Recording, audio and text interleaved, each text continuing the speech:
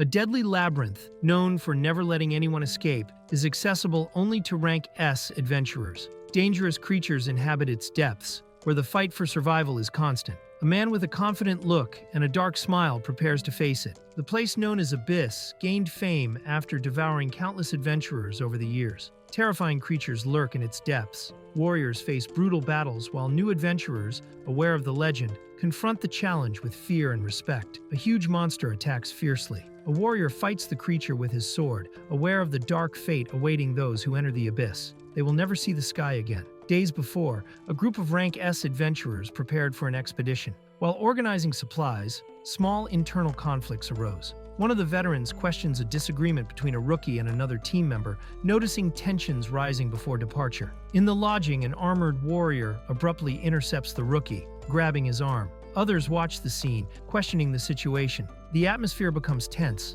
with a possible confrontation forming between the two. The group leader, Godak, confronts the hired swordsman, Jir. Irritated, Jir asks Godak to stop his behavior. The tension between them is clear, with a possible conflict held back by firm words. Jir, annoyed by Godak's behavior, decides to intervene despite being new to the group. He criticizes how Godak treats a female colleague. The girl tries to downplay the situation, but Jir insists his contract doesn't oblige him to accept everything the leader does. The verbal confrontation between them intensifies. Jir firmly confronts Godak, asking if he will keep complaining about his teammates, even inside the dangerous labyrinth they will face. He emphasizes that, facing the country's greatest challenge, they need to change their attitude. The intense look between them shows the conflict is not over. Godak warns Jir not to get carried away, reminding him he's still a rookie and must follow orders in the labyrinth. Jir accepts with a smile. Then Godak urges the group to move forward. The girl, curious and a bit shy,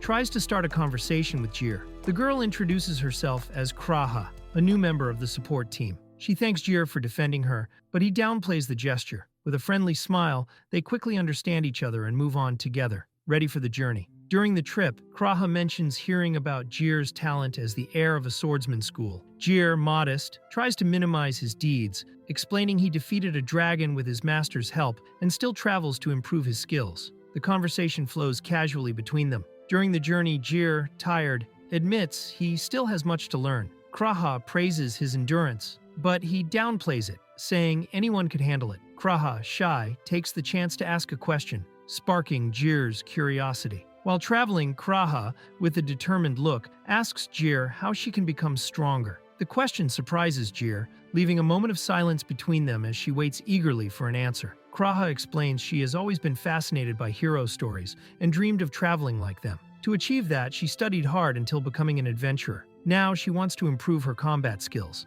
Jir understands her reason and is impressed by her determination. Jir explains that being an adventurer requires more than survival skills. One must know how to face monsters. Kraa reveals no one is willing to teach her, even though she joined the group with the promise of training, as she dreams of leaving the support role to become a real fighter. Kraa says the group's training is ineffective, based only on observation and neglect. That's why they seek outside help like Jir. Even recognizing his inexperience, she feels bad asking for help. Jir reflects and admits he disagrees with such methods. Jir proposes a hypothetical scenario to teach Kraa. He asks what she would do if a monster attacked her. Instinctively, she says she would try to counterattack. Jir then explains that it would be safer for her to anticipate the attack and set a trap, showing a more strategic approach to her style. Jir says that although the suggested strategy seems cruel, it would be the best option for her. He emphasizes that there are no rules in battle. Everyone has different skills, and knowing when to use them is essential.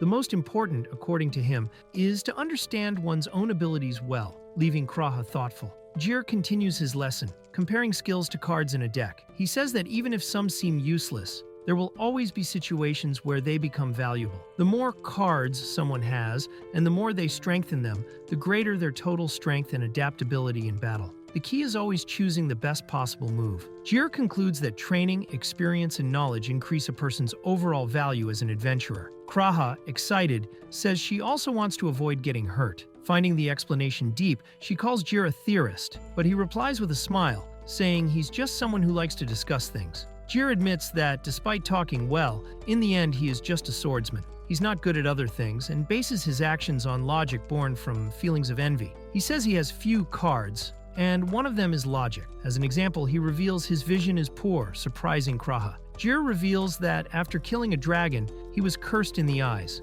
limiting magical enchantment effects. Because of this, he will have difficulty detecting traps in the labyrinth. Kraa, surprised, hears that besides this curse, he carries something even worse, making her more curious and tense. Jir reveals his biggest problem, a terrible sense of direction. Kraa is shocked to learn he almost traveled to the opposite side of the country. She realizes that even a talented swordsman can face big obstacles from simple limitations. Jir confesses he fully depends on his glasses. If they broke in the labyrinth, it would be the end for him. He admits that alone, he probably wouldn't be able to get out. Kraa watches carefully, realizing that even someone strong like him has weaknesses. Trusting Kraa, Jir gives her his spare glasses, asking her to keep them safe. He emphasizes that without them, he would be in serious trouble. The gesture strengthens their bond of trust before the dangerous mission in the labyrinth. The group finally reaches the labyrinth's entrance. Kraa notices and warns they need to hurry. Jir, ready, confirms he is going. Their conversation ends as they prepare to face the dangerous challenge ahead. Before entering the labyrinth, Jir tells Kraa that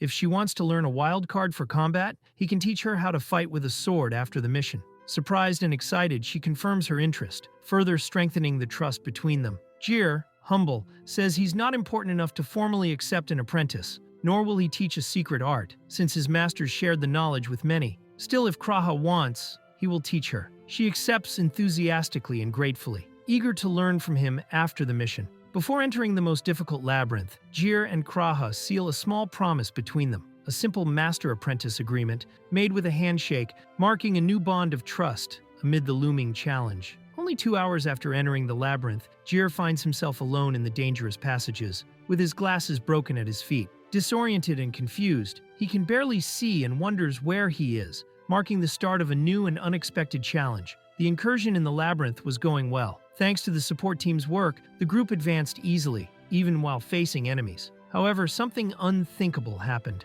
The problems began when the group reached the 3rd floor of the labyrinth. There, they found the feared floor boss, a gigantic and threatening creature. From that moment, the expedition's true challenge revealed itself. Floor bosses exist on every level of the labyrinth, empowered by the magic of the place itself. They do not wander like other monsters, but wait in their chambers. Normally, it's possible to avoid the boss's room and go on, except on the 3rd floor. It was there that, even with a prior plan, the team faced the unexpected situation. Jir was the first to advance against the 3rd floor boss. The moment he attacked, the incident started unfolding, beginning a battle that would completely change the expedition's course in the labyrinth. The team's formation focused on a single attacker at the front line, drawing all the enemy's attention. Jir didn't oppose the plan, as he took it as physical training and was used to enduring attacks. However, looking at the rear, he noticed the total lack of logistical support, a clear sign something was wrong. At the front line was also Godak, the leader, wielding his powerful demon sword, Vanish, imbued with excess mana, a weapon symbolizing his own name. Until that moment, his performance seemed consistent and suitable for the situation. Facing the floor boss's strength, Godak personally advanced to fight it. It was a strategic decision to unleash the power of his demon sword. Meanwhile, Jir offered to buy time, recognizing that this approach was wiser than retreating and risking injury. But the moment Godash activated the demon sword's strike, Jir ended up within its range. Unaware of the imminent danger, he was caught off guard by that devastating attack. Before Jir could react, a black flash filled the room. Godak didn't wait for a warning or signal. He unleashed the demon sword strike immediately, engulfing everything in a dark and devastating energy. Jir sensed the imminent danger, but there was no time to avoid it. In front of him, the dark energy from the sword took the shape of a giant claw, about to hit him. Shocked, he realized he wouldn't escape the blow. As a result, a huge explosion took over the place. The devastating strike hit everything around, causing destruction and spreading debris.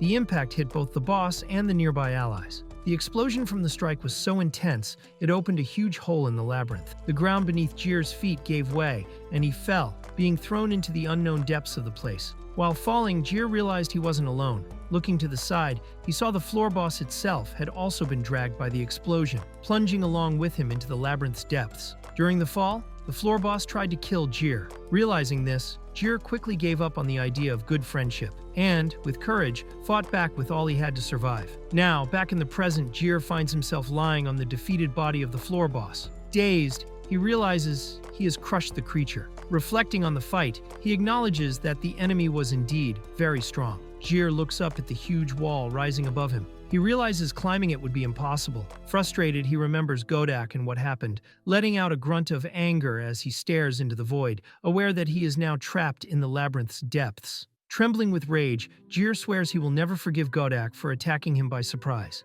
He cannot understand how someone would use a deadly technique over a disagreement. He recalls the moment he was almost killed from behind, and concludes that it all happened because of the argument before the mission. Consumed by hatred, Jir shouts that he will only be satisfied once he defeats Godak, determined to take revenge as soon as he escapes. Jir begins thinking about how he might get out of there. Despite the situation, he remembers some group members are still conscious, like Kraa. He imagines she would be the first to try to help him. Even though the hole above seems impossible to climb, Jir clings to the hope that friends like Kraa would not leave him behind. Trying to calm down, Jir plans to ask the girls in the group for help. He imagines that, with luck, they could throw a rope to pull him back. Meanwhile, he gets excited about the idea of taking revenge on Godak later. But before anything else, he needs to call for help. He starts shouting that he is okay. But at that moment, something strange happens. The edge of the hole cracks with a snap, surprising Jir in the middle of his call for help. Jir watches the cave ceiling suspiciously, noticing its strange and frightening appearance. Suddenly, the ceiling begins to move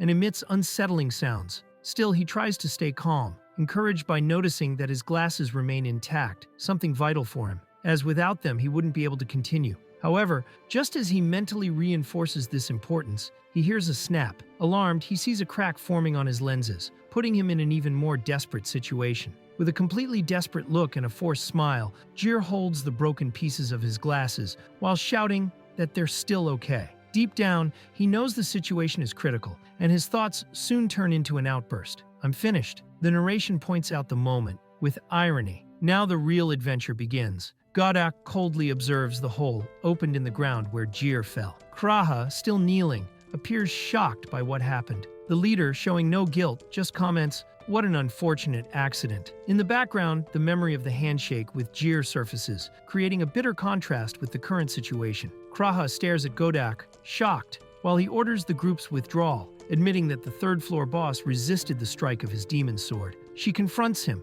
asking if he intends to abandon Jir. In silence, she realizes the truth. Godak's attack was intentional, aimed at Jir and not the boss. Images of the strike moment reinforce her suspicions. Jir was handling the enemy well, and the sword's activation was clearly strange. Without hesitation, Godak violently slams Kraa against the wall, crushing her brutally. Surprised and breathless, she can't react. The knight, after the attack, coughs with difficulty but remains standing, imposing, while watching the injured girl before him. Injured, Kraa looks at the ground as she hears Godak's cold response. "So what if it was me?" He despises her, calling her a useless and arrogant support member, questioning what she could do. Determined, Kraa replies that she will report him to the guild. Godak, however, keeps his arrogant stance, underestimating her threat. Trying to keep her composure, Kraa begins citing the law, saying that attacking another member from behind can lead to criminal charges, and even cancellation of the adventurer's license. She insists there were witnesses to prove what happened. However, Godak, calm,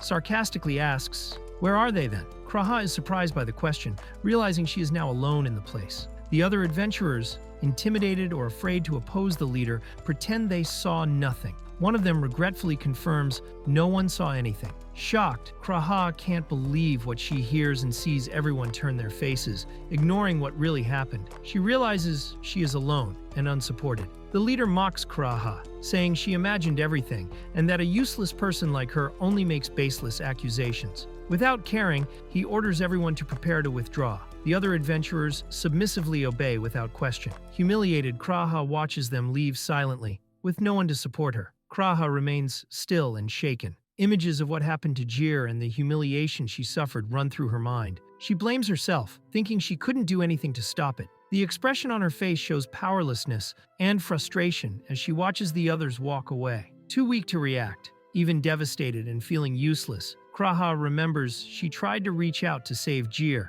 The memory makes her feel even more down. While lost in her own thoughts and guilt, one of the adventurers approaches and tries to bring her back to reality, urging her to react. Colin directly warns Kraa if she stays behind, she will die quickly. As she tries to understand why everyone agreed with Godak, Colin explains it shouldn't be surprising. To that group, Godak is the absolute authority figure. Kraa feels isolated, realizing no one else is willing to confront him. Kulend explains that no one wants to upset Godak since he leads the only rank SC party in the country. If they opposed him, they would lose access to the labyrinth and their income sources. Even understanding this, Kraa refuses to accept the situation. She wants to act, even alone, but Kulend warns her. At that moment, she can do nothing. He continues explaining that, as Kraa is now, she couldn't rescue Jir alone. It's not about ignoring the situation, but about strength. She is not strong enough yet. He emphasizes that this kind of situation, where you can't stop injustice, is a normal part of an adventurer's life. The only difference is how each one deals with it. Kulend adds that she only saw what happened by chance. There was nothing she could have done at the time, and nothing she can do now. Kraa clenches her fist with anger and frustration, thinking she didn't become an adventurer to feel this way. Seeing her state, Kulend apologizes, gently touching her head. After returning to the team lodging, Kraa did not give up on being an adventurer. Even overwhelmed by guilt and sadness, she cries, breaking down, feeling weak and useless. However, Kulend's words that she could only learn from that situation echo in her mind. Determined, she decides to continue despite everything. Kraa no longer wanted to be involved with that kind of group, but something even more important remained. If she abandoned the future plan, she would never be able to return to the abyss alone. She knew that. So, despite everything that happened, she kept going. 3 months have passed since then. Out of breath after training, Kraa thinks to herself, one day when she is ready, she will go back down that labyrinth. She intends to reach the deepest level, and even if she can only recover a small fragment of Jir, she will bring him back to the surface. Determined, she faces the labyrinth entrance firmly. Running to the abyss labyrinth had become part of Kraa's daily routine. During one of these trips, she spots large carriages and wonders if they belong to some noble. Soon she realizes it is a group of holy knights, which surprises her. Kraa is surprised to see the church's special unit there, since they only act when they need to seal a fallen king. Intrigued, she wonders if something happened. Shortly after, spotting a woman, she recognizes her as a saint. Kraa calls her, but the woman asks not to be addressed so informally. The woman smiles casually and says the title of saint doesn't suit her. The girl watches the woman closely as painful memories return, cruel words saying she was useless and that he was already dead. But a new determination starts rising inside her, highlighting that the most important thing is determined. The girl recalls Jir's words about knowing one's own strengths well. Even acknowledging her limitations and the long road ahead, she decides to move forward, willing to grow. Determined, the girl steps forward before the knights and the saint, loudly making clear that she can no longer stay as she is. Even without knowing how the change will come, she is determined to transform, ready to do whatever it takes. Furious, the girl stares at the wolves with tears in her eyes and demands they return her friend. Surrounded and at a disadvantage, she does not back down. As one wolf advances, she continues fighting with all her strength, determined not to let her companion's sacrifice be in vain. Jir, completely transformed, awakens with brutal strength and a crazed look. He rises over the wolf's body, crushing it with relentless blows. The atmosphere fills with tension and the sound of impacts. His insane laughter echoes through the cave, while the surrounding wolves retreat, intimidated by the young swordsman's unexpected fury. Jir, driven by a wild impulse, starts laughing uncontrollably. He stares at the wolves with a confident look, beating his chest and claiming he is now a true caveman. Fearless, he challenges them, ready to face anyone who tries to stop him. His behavior intimidates the enemies, making clear he will not be underestimated. Jir, now much tougher after 3 months since the disaster, appears with a firm presence. However, to survive in the hostile environment, he is forced to eat raw monster meat. Chewing with a disgusted expression, he admits to himself how repulsive it is but necessary. Jir, mentally at his limit, survives with great effort in an improvised shelter. While eating a fish with a horrible taste, he reflects on the 100 days he spent there and feels he deserves some recognition for enduring so long without proper tools. During the meal, he finds a crystal inside the fish. Excited and laughing, he imagines it could be worth good money. Grabbing the discovery with renewed hope, Jir starts laughing uncontrollably, trying to show the crystal to a barrel as if it were a person. Tired and on the verge of madness, he admits that civilized people have their limits. If this continued, he knew he would go crazy. Or maybe he already had. Still, he tries to cheer up, thinking that even lost, he just needs to keep climbing to eventually reach the surface. Even in this state, he forces a smile and wonders why he still complains. Jir says goodbye to the barrel as if it were a longtime companion, promising they will meet again on the surface.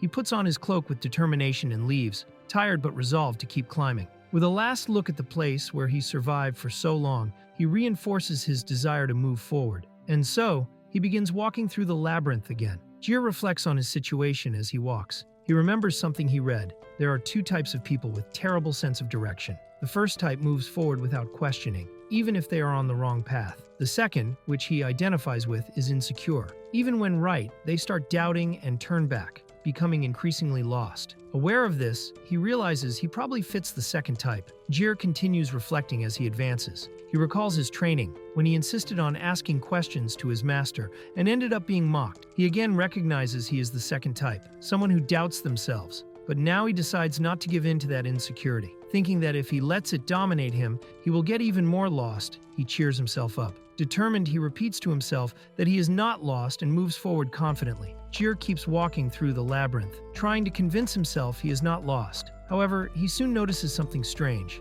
He swore he was going up, but now it seems he is going down. Confused, he tries to rationalize, thinking maybe it is just his impression. Still, he decides to walk a little more to be sure. But unknowingly, he steps on something on the ground, suggesting a new setback is about to happen. Distracted and confident, Jir unknowingly steps on a switch on the floor. Immediately, a click is heard and a trap is triggered. The narration mocks him. Despite his self-awareness, he acts like the first type of person, an idiot, who advances without caution. Thus, Jir easily falls into the trap, which opens beneath his feet, leaving him panicked in the face of the unexpected situation. Jir falls harshly into a water-filled pit, completely overwhelmed by panic. He struggles as he sinks, bubbles escaping from his mouth. The current drags him down, but with effort he grabs an edge and emerges with a desperate scream, completely soaked and gasping for air. Still wet and gasping, Jir notices the trap he fell into. Coughing and recovering, he notices a presence in front of him. Cautious, he draws his sword and prepares for confrontation.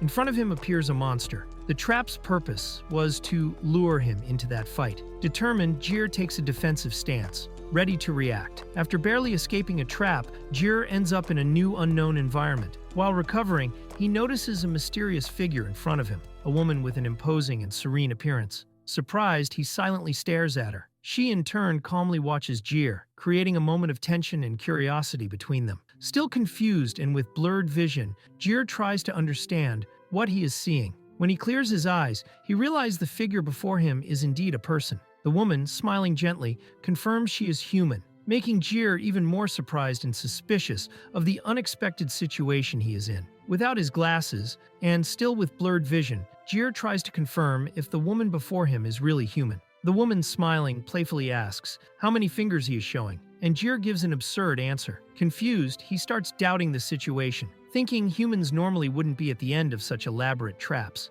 His suspicion grows, putting him on alert. A gigantic and threatening monster appears before Jir and the woman. Jir watches the creature tensely, immediately recognizing its strength. Meanwhile, the woman remains calm, facing the threat confidently. Jir sighs with relief, realizing the creature ahead really is a monster. As the fight happens, the woman calmly reaffirms that she is a person. Confused and still trying to understand the situation, Jir stays alert, not knowing exactly what to expect next. Jir, exhausted and disoriented, encounters a mysterious woman in the labyrinth. Confused, he confirms that she is a person. However, a gigantic monster appears before them. The woman, with a calm gaze, faces the creature, while Jir tries to understand the situation. When the battle begins, she advances confidently and prepares an attack using a secret sword technique, surprising Jir. The woman watches calmly as Jir, regaining focus, leaps to attack the monster. With a swift and precise strike, he executes his Moon Dream technique, cutting the creature in half. The monster is defeated,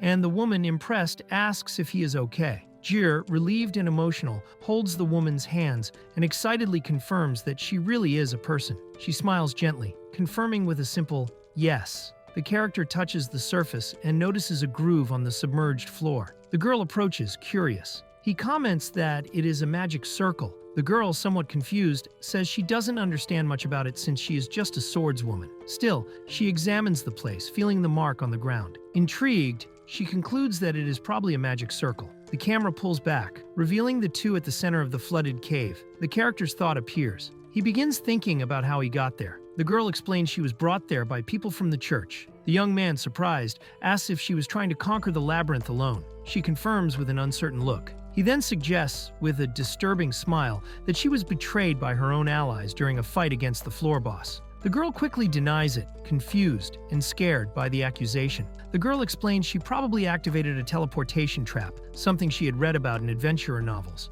She says she was accompanied to the 4th floor by holy knights who were doing a good job. However, as she advanced, she began to feel strange. In a moment of distraction, she stepped alone on the trap, being transported to a place no one had reached before. The young man asks if she is not an adventurer since she was accompanied by holy knights. The girl hesitates, unsure if she can reveal the truth. After a moment of doubt, she decides it's okay. Then she explains she came with her group to investigate the labyrinth itself. The young man, surprised, confirms if that was really the mission, and she replies yes. The girl says the church leaders sensed a strange atmosphere in the place months ago, but she didn't notice at the time because she was bedridden after overeating. The young man jokes, calling her greedy, and she laughs. Then, a bit awkward, he asks a favor. Since she is connected to the church, she probably knows purification magic. He explains he is all dirty, like a wet dog, and asks if she could help clean him. The girl smiles in response. The girl jokes that he really smells like sewage mud. He tries to argue that it's an exaggeration, but she insists it's not. Then she begins casting purification magic, saying there's no reason to worry since anyone would end up with that smell after so much time in the labyrinth. The magic activates, and the young man notices the effect, surprised by the result. As the purification magic finishes, the young man thinks he got lucky. If he had met the girl 3 days later, he would have lost control and attacked like a beast. She arrived at the right moment. Watching the scene, he sincerely thanks her. The girl, surprised, hears the thanks without fully understanding their weight. After being purified, the young man feels like new and thanks the girl for saving him. She watches him carefully and hesitantly asks if his eyes are cursed. Surprised, he asks how she noticed. The girl apologizes, fearing she is being intrusive. The young man says he wasn't trying to hide anything about his eyes and that he already has an idea of how to break the curse. The girl, relieved, thanks him. He praises her purification magic skills and curse recognition. She, a bit shy, confirms that's something she can do. The young man then praises her strength, mentioning she defeated a crab monster with a single blow, something even the holy knights couldn't do. She replies that it's the only skill she truly trusts. While the conversation continues, aquatic creatures appear around the girl. She calmly watches the advancing monsters. Without hesitation, she prepares to act, focusing her gaze and adjusting her stance firmly. The monsters advance, but the young man quickly intervenes, eliminating them with a precise strike. Gasping, he suggests it's not safe to stay there and proposes moving to another place. He mentions a nearby safe zone he had been using. The girl accepts the invitation, willing to follow him. The young man says the safe zone is less than 5 minutes away, despite having been dragged by the water earlier. Excited, the girl says she can't wait to see it. Along the way, he comments that the place is good and that the water is even drinkable. However, the walk takes much longer than expected. After 5 hours of effort, they arrive exhausted at the camp. Exhausted, the girl can barely stand and apologizes, saying her legs can't take it anymore. The young man, also panting, invites her to sit. She thanks him and settles beside him. After a moment to catch their breath, the young man says he will introduce himself properly. The young man introduces himself as Jir. The girl says her name is Lily Leah from the church, but suggests he call her Lily Leah, or even older sister Leah, joking about the number of L's in her name. Jir, a bit confused, repeats the suggestion of calling her older sister. She laughs, saying he probably can't tell her age. Lily reveals that, despite her appearance, she is over 20 years old. Jir is surprised, imagining the etiquette rules he should follow. He asks if he should speak more formally, but Lily prefers a more relaxed tone, saying the others around her are always very strict. Relieved, Jir agrees, finding the conversation lighter and thanking her. Lily then prepares to continue the talk more frankly. When Lily begins explaining her situation, Jir interrupts, saying he already knew. Surprised, she asks how. Jir tells her that before entering the labyrinth, a cute girl with gray hair, Kraa, asked him to look after her. Lily is astonished to hear the name. Lily confesses she thought she had been abandoned, but knowing Kraa still cares, touches her. Jir comments that, in her place, he would have lost hope after 3 months without news,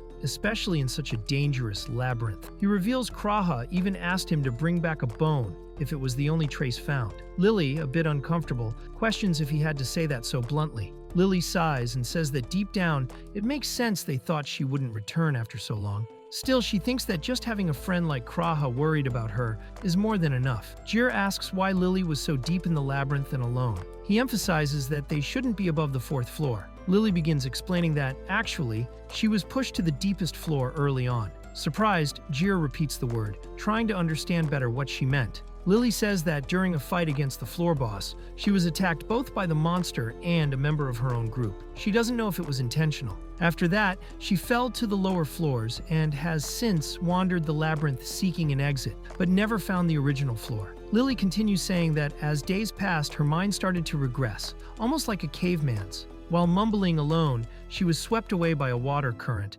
completely disoriented. Lily finishes her story thanking Jir for saving her from the caveman curse. She says that when she was losing control, he appeared before her. Jir comments humorously that she is quite thin for a caveman. Embarrassed, Lily tries to change the subject, explaining it's hard to keep a good food supply while walking nonstop through the labyrinth, which made her consume her reserves quickly. Indignant, Lily says that guy was very cruel and promises to protest against him once they leave the labyrinth, offering herself as older sister to help. Jir thanks her shyly, finding the attitude a bit childish. Then they refocus. Jir comments that even starting on a lower floor, he believes he progressed well in the last 3 months and should be able to get out. Lily agrees excitedly, saying they just need to keep going up. However, she hesitates slightly, indicating there is more to consider. Lily warns Jir that to climb, they will need to face the floor bosses. He confirms he already knew that. The scene then shows a narrow corridor and a large sealed door, indicating the next challenge awaits them. Before the door, an image of an imposing floor boss appears. Watching the creature,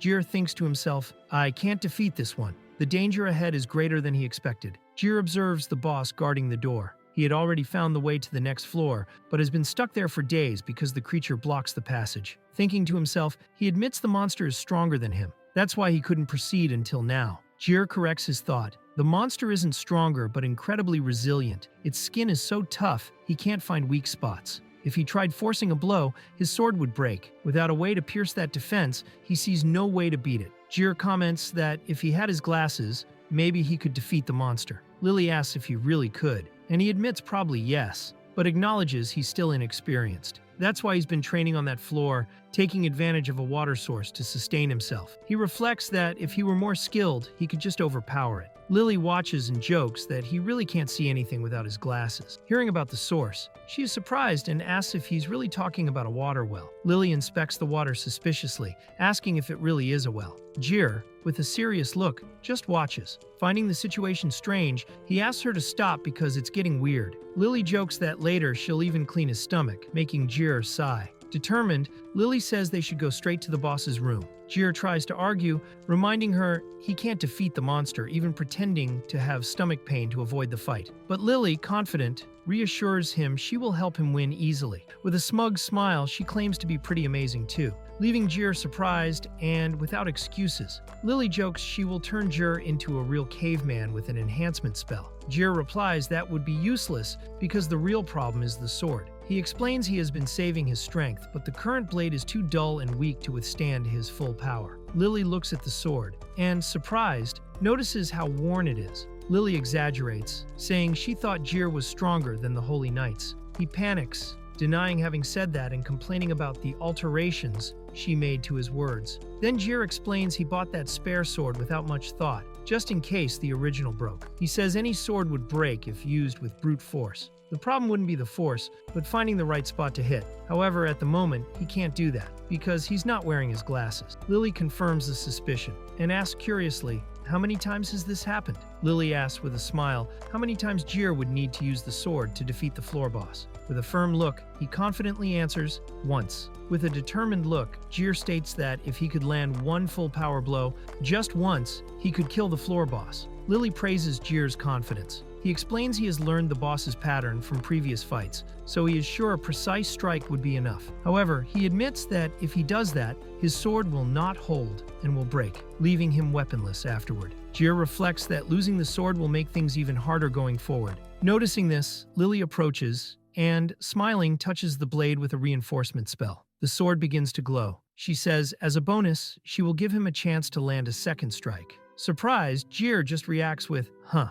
Jir watches, surprised, as Lily smiles confidently. Thanks to the spell she cast, his sword is now a magic sword, incredibly durable, and that will never break. Lily, smiling, asks if Jir is surprised by her sacred magic. He, shocked, repeats the words, sacred magic, in disbelief. Confused, he tries to remember where he heard that term, and wonders if it was really in the church scriptures. He ends up concluding he only heard it in children's classroom books, which makes him even more bewildered. Jir thanks Lily for her help and says his sword didn't become a true sacred sword, but something like a fake sacred sword. Lily jokes, asking if he is a knight from 300 years ago. Seriously, she reminds him he promised to defeat the boss with one strike. Jir confirms. Then Lily asks how much time is left to reach the boss's room. Jir estimates about 10 minutes, but she laughs, saying with his pace, it will take 30 minutes. 3 hours later, they finally reach the boss's room. Lily comments that usually those who have been somewhere many times can remember the way more easily.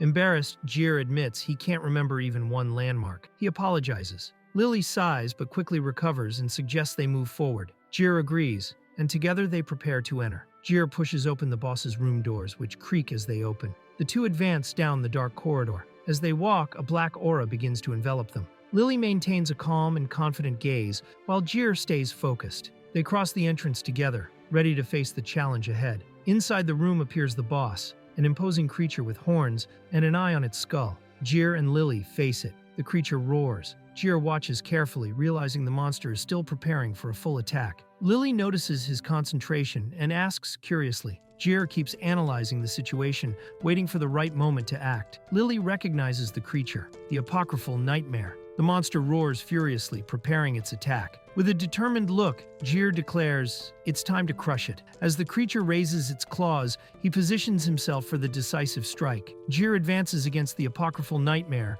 which prepares to attack with its monstrous claws. Determined, Jir activates his technique, Eighth Sword. Energy flows through his blade as he aims the decisive blow. The confrontation reaches its peak. With a powerful strike, thunderbolt cleaving, Jir delivers a devastating cut to the apocryphal nightmare, destroying the creature in an explosive impact. Lily watches in surprise. After the victory, Jir humbly comments that he still needs more training. After the explosion, Jir watches the debris suspended in the air, breathing a sigh of relief. Lily asks if he is okay. Surprised by the effect, he looks around as the debris slowly falls. Lily, relaxed, comments that maybe the sword's coating was a bit weaker than expected, but smiles satisfied with the result. Jir, surprised, checks his sword and notices it is intact. He comments that it was the first time he managed to use that technique without breaking the blade. He remembers that the technique isn't really a technique. Lily, relieved and smiling, says she's glad because she thought he might have failed by promising too much. They share the moment lightly. Jir looks at Lily and confirms to himself that she is no ordinary person. He reflects that an enhancement spell of that level should be impossible for a simple church follower. Apparently, not even a normal priestess would be so strong, and he's never personally met an archbishop or cardinal. Still, Lily's strength seems equivalent or even superior to theirs, which makes him even more suspicious. Meanwhile, Lily acts casually and happily, unaware of Jir's analysis of her. Jir begins thinking that maybe Leah is not as young as she appears. He remembers she said she is over 20 years old, but reflects that this could be just the lower limit of her age. Considering her power and skill level, he imagines she might actually be a very experienced woman who just has a youthful voice and way of speaking. Meanwhile, Lily acts casually and innocently, unaware of Jir's suspicious line of thought. Jir realizes he was starting to think silly things about Leah and wonders if he's becoming an idiot. Normally, he would have discarded such an idea immediately. But after spending 3 months wandering and facing hardships in the labyrinth, he admits he's changed a bit. While trying to hide his shock, Leah watches him worried and asks if he is crying, showing innocent concern. Jir recognizes he was thinking nonsense and refocuses. He comments that even now he hasn't clearly identified the type of monster they faced, since all he saw was a blurry silhouette. Leah, surprised, also admits she couldn't fully distinguish the monster. Leah enters a state of confusion and daydreaming after the fight, imagining the monster as something cute. Jir, worried, asks if she is okay, but Leah remains distracted, lost in thought and mentally drifting, unable to respond coherently. Leah tries to explain what she saw in the monster, saying it looked like a horse just because it had 4 legs. Jir listens indifferently. Although he senses there was more to the monster, Leah gives up explaining and ends the topic with a whatever. Leah brightens up when she spots the door, but before they proceed, Jir asks to say something. He hesitates, showing he's about to reveal something important. Jir reveals with a smile that he has a terrible sense of direction, leaving Leah confused by the unexpected admission. Jir admits he's not sure if the door ahead really leads to the upper floors, despite having explored the place. He asks Leah to let him know if they're going the wrong way. The girl, confused, asks what he means by that. Leah holds Jir's hand and says that from then on, they should choose the path together. She assures him he can count on her, revealing enthusiastically that she loves looking at maps, surprising Jir with the statement. Leah explains she loves maps and confirms she really likes staying home, hardly ever going out. Although she doesn't enjoy traveling, she likes reading travel guides and diaries purely for fun. Jir listens surprised as she tries to assure him it's not strange to like that. Leah says confidently that Jir can feel at ease under her care. Even with a smile, he still feels worried, but ends up accepting the situation. She enthusiastically reassures him there's absolutely no reason to worry. As Jir starts to worry, a memory is narrated. In the past, his master tricked him into boarding a luxury ship, where he ended up desperately fighting an absurd number of giant squid monsters. In the present, Leah excitedly asks which direction they should go. Jir decides they should go left, trusting his instinct. Leah agrees enthusiastically, saying she thought the same. Both follow together in sync, leaving Jir more at ease as they continue exploring. Jir and Leah follow the chosen path together, confident and determined. For them, there's only one direction: keep moving forward. With doubled strength and vitality, Jir and Leah form an unbeatable duo. Together, in just 1 month, they managed to advance 50 floors in the dangerous labyrinth. Jir and Leah, confident and in sync, kept advancing together in the labyrinth. After descending 50 floors, they continued exploring determinedly. Their journey was far from over. Jir and Leah kept exploring the labyrinth floors. As they advanced through narrow corridors, Leah watched the path ahead, feeling there was still much to face. Jir pulled Leah in an improvised sled through the labyrinth tunnels. Despite the progress, they hadn't reached the surface yet. Exhausted, Jir tried to keep the pace, while Leah, worried, asked if she was too heavy. The journey continued, both determined to go on. Jir, still panting, replies, "It's okay," saying it's just another kind of training.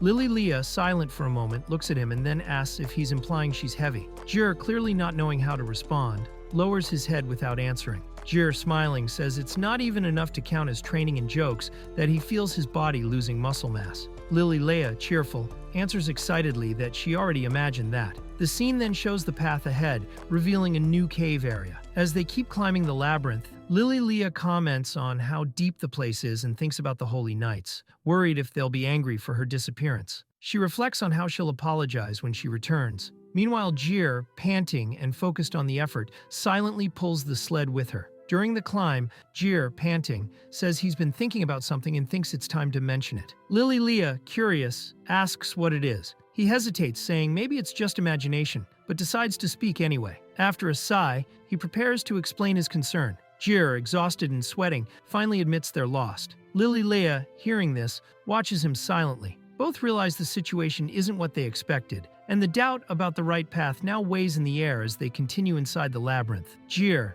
exhausted, starts thinking maybe they're going the wrong way. He recalls the fall from the 3rd floor and the time spent climbing, feeling they couldn't still be that far from the surface. Leah tries to reassure him, but he insists it's time to accept the possibility they're lost, questioning if they're just going faster and faster in the wrong direction. Leah, with a serious look, calls Jir's attention and begins to say something important, leaving him tense and surprised. Her tone indicates she's about to reveal information that could change their situation. Leah reveals there are 2 types of people with terrible sense of direction, leaving Jir surprised and alert. With a slight smile, she points forward, indicating she has more to say about this curious theory. Leah explains the first type of person with bad sense of direction is one who continues on a wrong path. But she claims they don't fit this since they always chose their paths by intuition and never disagreed. Jir reflects and realizes indeed their route choices always matched. Jir argues it would be almost impossible for 2 people with bad sense of direction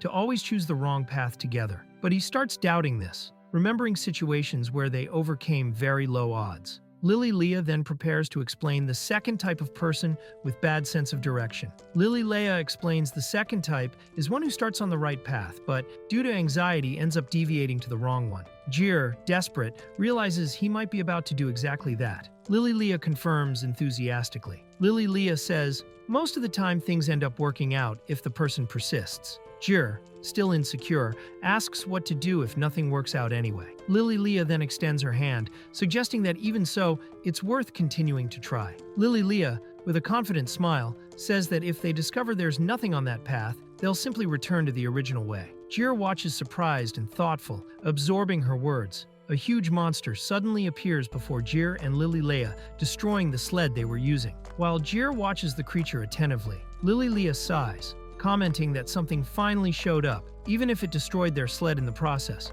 Jir advances confidently to face the new monster. Meanwhile, Lily Leah observes and recognizes he has many positive points. Determined, Jir prepares to attack the creature without hesitation. Jir defeats the monster confidently and reflects that it wouldn't make sense to turn back now after passing more than 120 floors. Lily Leah asks if he feels better, and he confirms. Recognizing the value of the experience, Jir thanks her respectfully, calling her instructor. Lily Leah, excited, encourages Jir to keep learning. They advance through the labyrinth and encounter another crossroads. While laughter echoes in the distance, Jir and Lily Leah analyze the new situation, ready to decide the next path. Jir and Lily Leah, confident, decide together to follow the right path, answering in unison. Smiling, they share the harmony of their decisions and continue their journey through the labyrinth. Jir and Lily Leah, determined, follow the new path excitedly. Even knowing the trail will take them deeper into the labyrinth, they set aside doubts and advance together, ready to face whatever comes.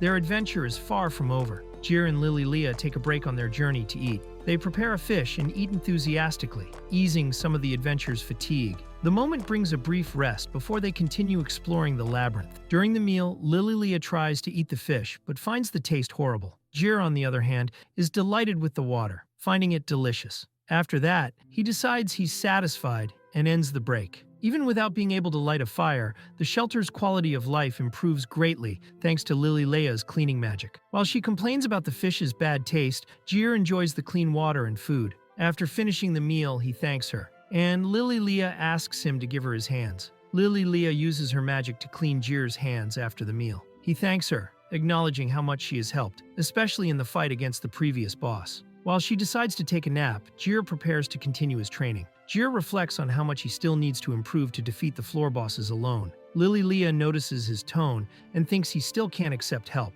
Jir tries to explain he didn't mean that and gets a bit flustered. After the misunderstanding, Lily Leah feels hurt, thinking Jir considers her help a bother. She remembers the effort she made to learn magic intending to help others. Jir senses the mood and is left speechless as she calls him seriously. Jir tries to explain he didn't mean to seem ungrateful for Lily Leah's help. It's just a swordsman's habit to want to solve everything alone. Lily Leah, joking, offers him swamp water to ease the mood. Jir, embarrassed, admits he wants to try harder to deserve the help, but understands everyone depends on others sometimes. Lily Leah reveals she was joking, leaving Jir relieved. She then asks if he's ever been called cute before. Jir says no, and that his master always said the opposite. This amuses Lily Leah, who laughs heartily. She comments that, even though he's older, he sometimes tries to speak more formally, which ends up sounding cute. Lily Leah has fun teasing Jir, who tries to end the subject. Already tired, he tells her to rest. Lily Leah agrees happily and lies down.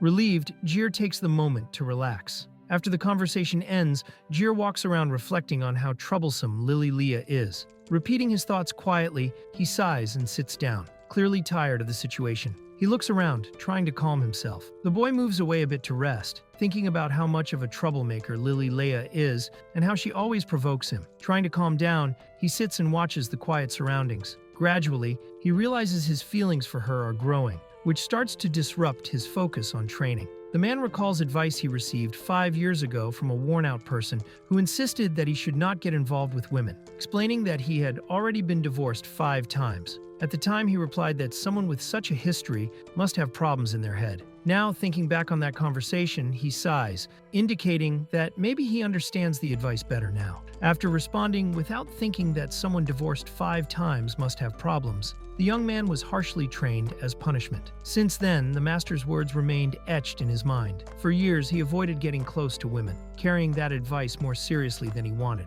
until the present moment. Despite trying to follow the master's advice, the young man finds himself in an unavoidable situation. After spending 3 months alone in a filthy labyrinth without seeing daylight, a kind-hearted woman crossed his path. Since then, they have spent a month together, and he already feels the master's words weigh less on his mind. During the month spent beside the woman in the labyrinth, the young man could not help but think about how much he was starting to like her. Even trying to remain cautious, his feelings grew. However, the moment he let his guard down, something unexpected happened. While reflecting on his feelings, the young man realizes he had never felt that way before. He remembers that until 3 years ago, he had a guardian who accompanied him, but became incapacitated after facing a poisonous dragon. Now observing the master's defeated figure, he thinks he never wants to become like him, trapped by regrets. After the master was injured, he decided to leave for an isolated hot spring, leaving the young man on his own. Since then, the young man began traveling alone. Although not officially an apprentice, most people saw him that way, which shaped how he followed his path. During his travels, many tried to challenge him to duels or prove their worth with cliché phrases. Among them all, only one girl managed to form a true friendship with him, though that was also a story marked by effort and farewell. Now, faced with the woman in the labyrinth, he realizes he finally has a new chance, something he never had before. The young man begins to feel confused by his own feelings. He remembers the simple moments shared with the woman, her smile, the gesture of holding his hands after meals. His chest tightens, and he tries to contain the anxiety, making an effort to calm down and focus, seeking clarity amid growing confusion. Protected by the barrier cast by Leah, the young man takes advantage of the safety to concentrate on training. However, even trying to stay focused, his feelings for the woman grow. He considers it unfair to confess his affection while they are trapped in that situation, and decides to keep those feelings for now. He recognizes that, isolated by the barrier and surrounded by monsters, the woman would have no way to refuse or seek help if he pressured her. This idea deeply bothers him. Determined, he reinforces to himself that it would be wrong to act that way, very wrong, and decides to keep his integrity, even with feelings on edge. Determined to act correctly, the young man decides he will only confess his feelings after they leave the labyrinth. He plans to keep in touch with her through letters for a year, revealing his feelings gradually and respectfully. With this in mind, he seeks to clear his thoughts and stay focused on the present. While meditating to control his emotions, the young man concentrates chakra throughout his body, aiming to improve himself. However, an unexpected thought interrupts him. What if that woman, behind her young appearance, was actually 80 years old? The doubt catches him by surprise in the middle of concentration. As he reflects, he remembers having considered that possibility before. After all, the powers of clerics usually peak in old age. It would be unlikely for a young woman to master sacred magic with such skill. Thinking carefully, he realizes he only saw a vague outline of her body, without even a clear view of her face. So he wonders how he came to imagine she had a beautiful smile. He finally concludes he was deceiving himself. The woman only held his hands after meals to cast a spell, not out of feelings for him.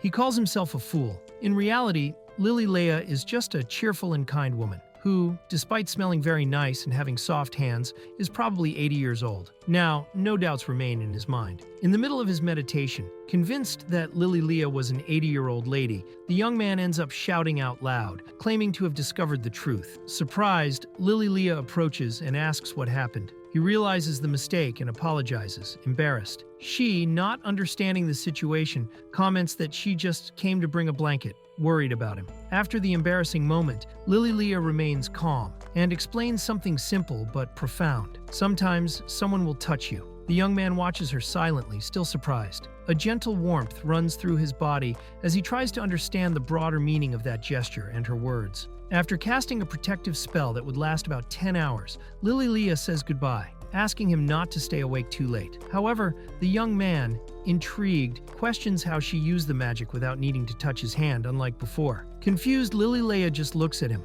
not fully understanding his concern. Leah calmly explains that she no longer needs to touch him to cast that spell, as she improved her technique through training. Then she says goodbye and wishes him good night. Confused and with a racing heart, the young man wonders why then she always held his hand before. The doubt makes him even more restless. Dominated by confusion and the tension of the moment, the young man bursts out shouting, "You are an 80-year-old woman." But despite everything, their adventure continues, with the relationship between them still full of uncertainties and unspoken feelings. Amid a confused and emotional memory, images of a battle in the rain flood the young woman's thoughts. Startled, she suddenly wakes up in her bed, realizing it was all just a dream. 4 months have passed since that significant moment in their lives, but the memories still follow her. 4 months have gone by. The young woman has received no news from the holy knight she met. Her routine remains the same, with no apparent changes. As she walks through the city, she takes a deep breath, feeling as if nothing has changed. For her, it is as if those events never happened. While running, the young woman feels that everything she experienced seems like a dream only she knows.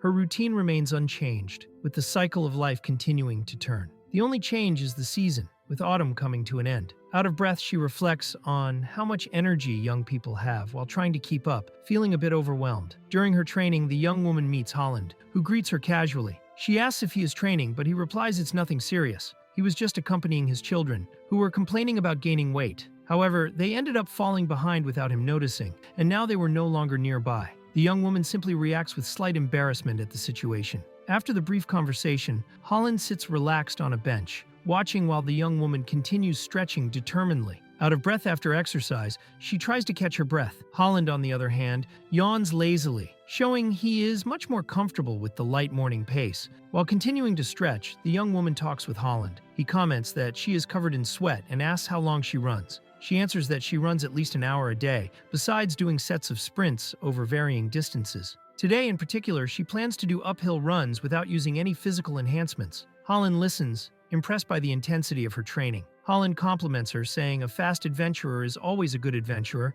though he imagines she does not like to hear that from him. The young woman quickly denies it, showing respect. He advises her to be careful not to overwork her body, reminding her that even with healing abilities available at the church, some damage can be irreversible. His words leave the young woman thoughtful and hesitant, as if something was bothering her. As they talk, both notice the passage of church carriages. Holland comments that this is not unusual since church members tend to start their day very early. Observing the movement, he adds that it seems they have been working hard lately. The young woman, still with vague thoughts, simply agrees with a slight "yeah" while watching silently. After the brief comment about the church's activity, Holland reflects in silence, letting out a light sigh as he watches the smoke from his cigarette rise. With a thoughtful look, he murmurs, "Well, maybe," leaving his words hanging without finishing the thought. The young woman looks at him curiously but remains silent, waiting. Still with a distant look, Holland softly says, "They finally found out about that." The atmosphere becomes tense for a moment. He and the young woman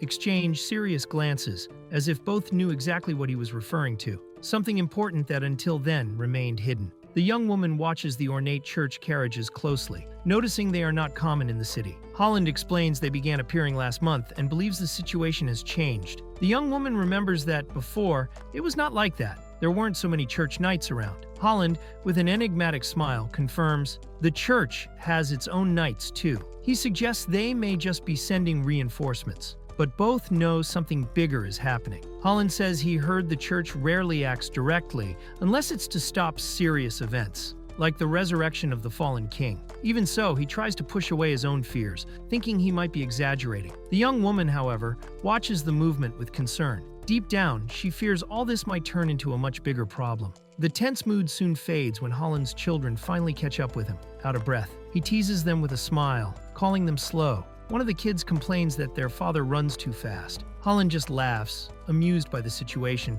while the young woman watches the scene with a slight smile, momentarily setting aside her previous worries. While Holland enjoys himself with his children, the young woman steps away a little, lost in her own thoughts. Watching that simple and sincere scene, she realizes something inside her. Lately, she has felt afraid of beautiful and honest things. Even moments of happiness and purity now make her uneasy, as if she can no longer fully trust them. Watching Holland and his children having fun under the tree, the young woman feels a tightness in her chest. Even facing that peaceful scene, she cannot shake the feeling that everything will be destroyed someday. The fear of losing simple and happy moments grows stronger, leaving her gaze distant and worried. Holland, with a light smile, wishes her luck in her training and comments that he probably said something strange. Confident, he says that one day she will become a much better adventurer than he ever was. The young woman, touched by his words, clenches her fists with determination. She tells herself she will do her best. Later, already at night, the young woman is surprised by an unexpected visit. Opening the door, she finds the holy knight Arlinette, who introduces herself formally.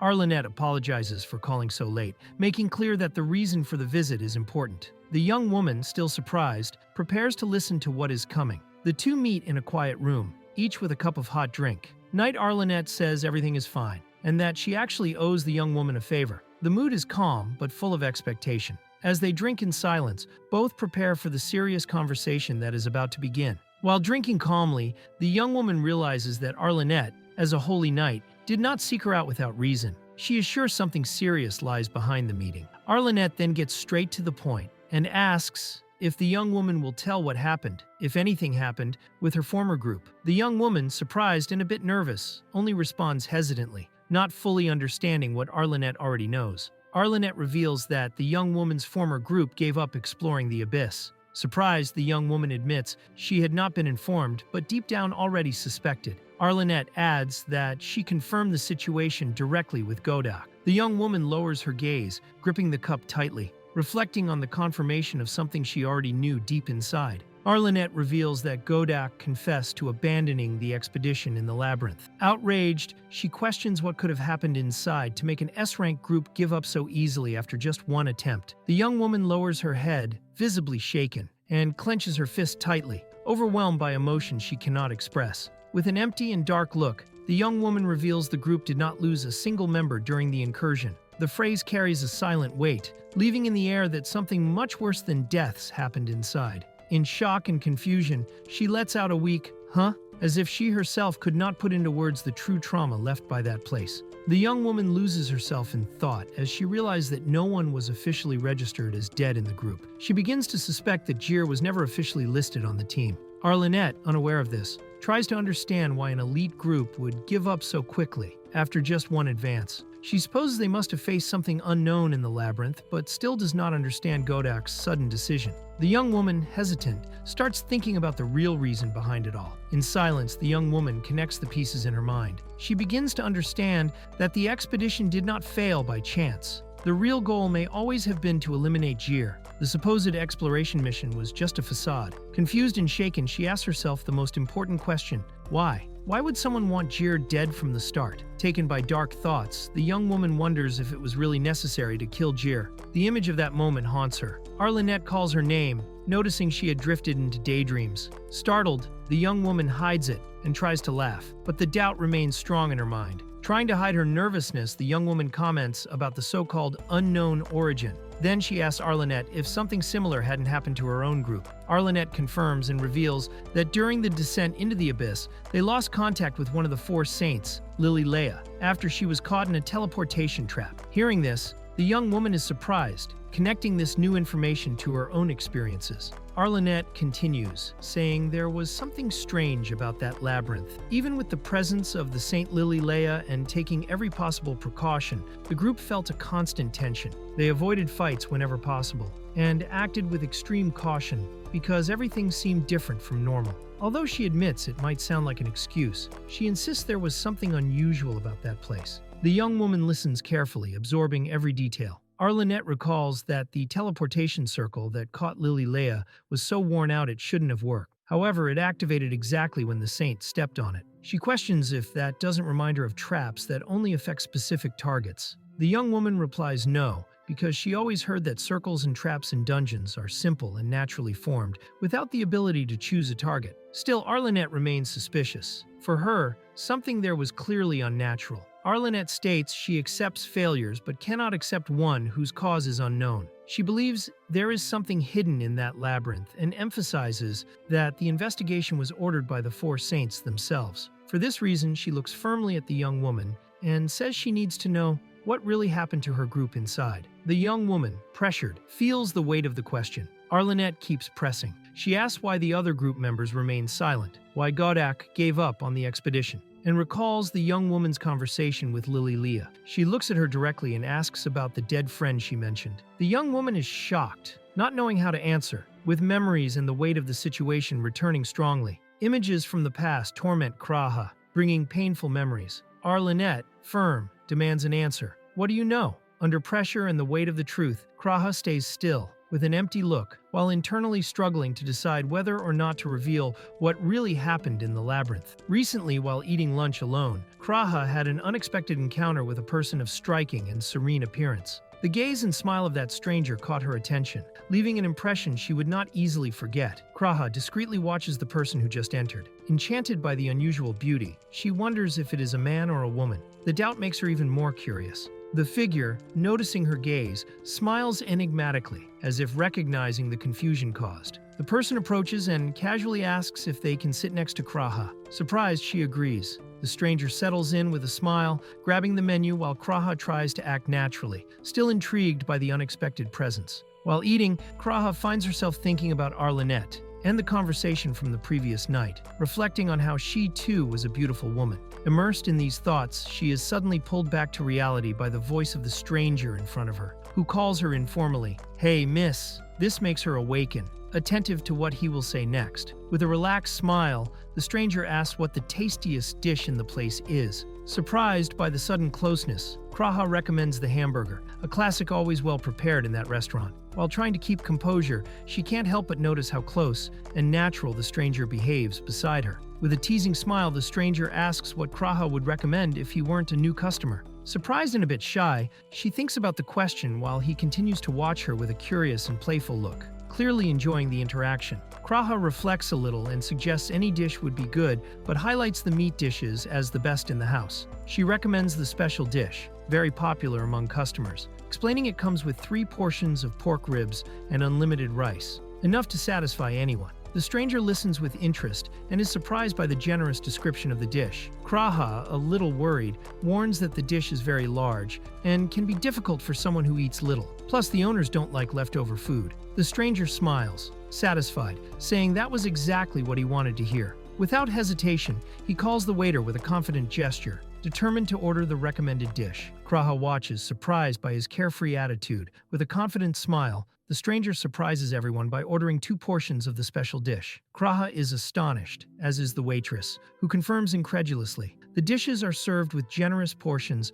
leaving Kraa even more stunned. To her, eating 2 full portions seems simply insane. The special dish served is famous in the restaurant. It was created with the intention of leaving anyone absurdly satisfied, to the point of barely being able to walk home. Many had already failed trying to eat it completely. With generous portions and an irresistible aroma, the dish represents the owner's pride and dedication, a true challenge even for the hungriest customers. The girl starts seriously explaining what happens if someone orders 2 portions and leaves food on the plate. She makes clear that the owners do not tolerate waste. The boy is shocked by the intensity of the explanation, and suddenly a loud bang happens behind him, taking him by surprise. The girl sits smiling in front of an absurd mountain of food. Meanwhile, the restaurant owners, with intimidating looks and crossed arms, stare silently. The boy, seeing the scene, starts sweating and panicking. Shortly after, the tension rises. The owner gives the chef an enthusiastic pat on the back, and the girl tries to say something but barely can. The chef breaks 2 boards with a simple move. The woman, with a confident smile, tells the girl not to worry. The girl holds the chopsticks with a confident smile and declares herself a big eater. Everyone around reacts with surprise and shock as she prepares to devour the mountain of food without hesitation.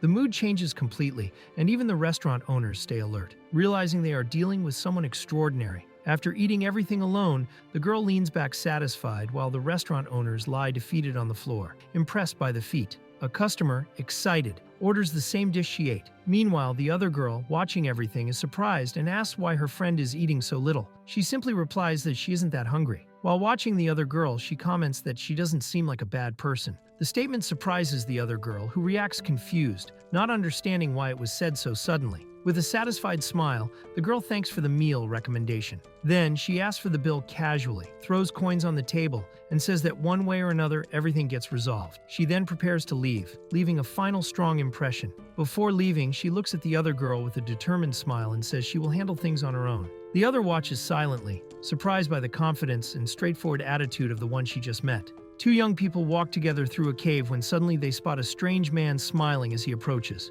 The stranger greets them casually. Surprised and suspicious, the 2 wonder why someone would be there and question whether he can be trusted. The tension rises, but the stranger keeps a calm smile, trying to reassure them. The stranger introduces himself energetically as Ununice and claims he has no ill intentions. However, his exaggerated behavior only increases the youth's suspicion, who watch him cautiously, finding him even more suspicious. The tension between them persists. While resting in the cave, the group talks. They learn the boy cannot see well after his glasses broke. A fire is lit, bringing a rare moment of relief. Jir, still dazed, watches the flames, repeating to himself the presence of the fire, while his companion looks at him worried. The group relaxes around the campfire. The young woman jokes that the fire has finally reached the makeshift village. The joke causes them to laugh. The mood, previously tense, becomes light and relaxed. Even the stranger silently smiles, observing the group's momentary harmony. As the group starts to relax, the stranger draws their attention. With a smile, he says he can light the fire at any time.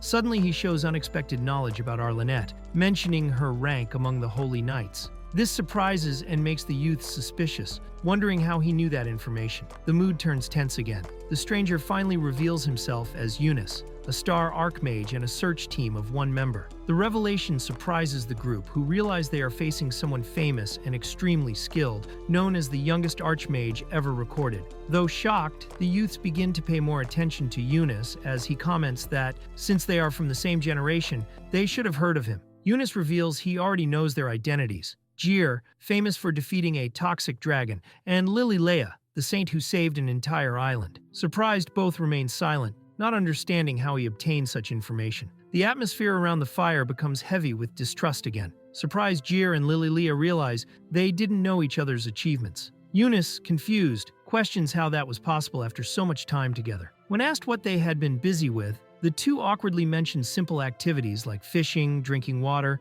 and even arm wrestling. The answer puzzles Ununice even more, who cannot understand the duo's lack of concern. Ununice reacts excitedly upon hearing about the group's simple activities, finding everything very amusing, which only reinforces the eccentric impression he gives. When asked how he got there, Ununice explains he used a magic circle that previously teleported Leah and then followed her trail. The revelation surprises the two, but Ununice, relaxed, says it was easier for him than for them. Ununice praises the group's courage and skill. Impressed, they explored the place alone, instead of just surviving. He acknowledges the evaluations that ranked them among the most skilled humans were correct. Leah responds with a confident smile, while Jir watches the situation with a mix of surprise and fatigue. The mood lightens, but tension still lingers. Irritated, Jir shouts that he knew they were still descending the labyrinth. Leah watches his reaction silently and soon tries to ease the situation, saying they should see it as a valuable lesson. Frustrated, Jir questions why she is blaming him. The moment breaks the tension a bit, giving the conversation a lighter tone. Still irritated, Jir says he always agrees with everything, but that those who follow him share the blame. He insists each must take responsibility for their actions. His words make Leah a bit embarrassed, and she quickly apologizes. In the end, she smiles, satisfied with the conclusion, while Jir throws himself on the ground, exhausted by the situation. Lying on the ground, Jir reflects and realizes he was the one who started down the wrong path. Accepting his fault, he imagines that if Leah confronts him, he might need to humble himself to make amends. Trying to lighten the mood, Leah emphasizes they both share responsibility. Then Jir, hopeful, asks if Ununice came to rescue them. Ununice confirms with a smile, but points out that Jir was actually the one who began to stray. The situation keeps a light and humorous tone despite the group's difficulties. Ununice comments he thought the group just encountered a difficult floor boss and got stuck, not expecting to find them so deep. Surprised, he asks if they intended to conquer the place alone. Embarrassed, Jir firmly denies it. Seeing this, Ununice admits his assumption was wrong and feels a bit embarrassed, but Jir nervously shouts, not wanting the situation to be misunderstood. Still lying down and visibly embarrassed, Jir denies Ununice's assumption. Struggling to explain, he admits they weren't trying to conquer the place, but simply lost their way. Confused and somewhat frustrated, he tries to be honest about the situation they got into. Ununice and Leah watch silently, absorbing the confession. Desperate, Jir shouts that the problem was simple. Both have a terrible sense of direction. Leah, arms crossed, confirms with a confident look. Ununice, surprised and confused, watches without understanding how this could explain all the confusion. Jir admits they tried to go up the whole time, but unknowingly kept going down deeper. Resigned, he says he'd rather have them laugh at the situation. Leah doesn't miss the chance and bursts out laughing, but Jir scolds her, saying she shouldn't laugh. Meanwhile, Ununice seems thoughtful and silent, drawing Leah's attention, who questions him.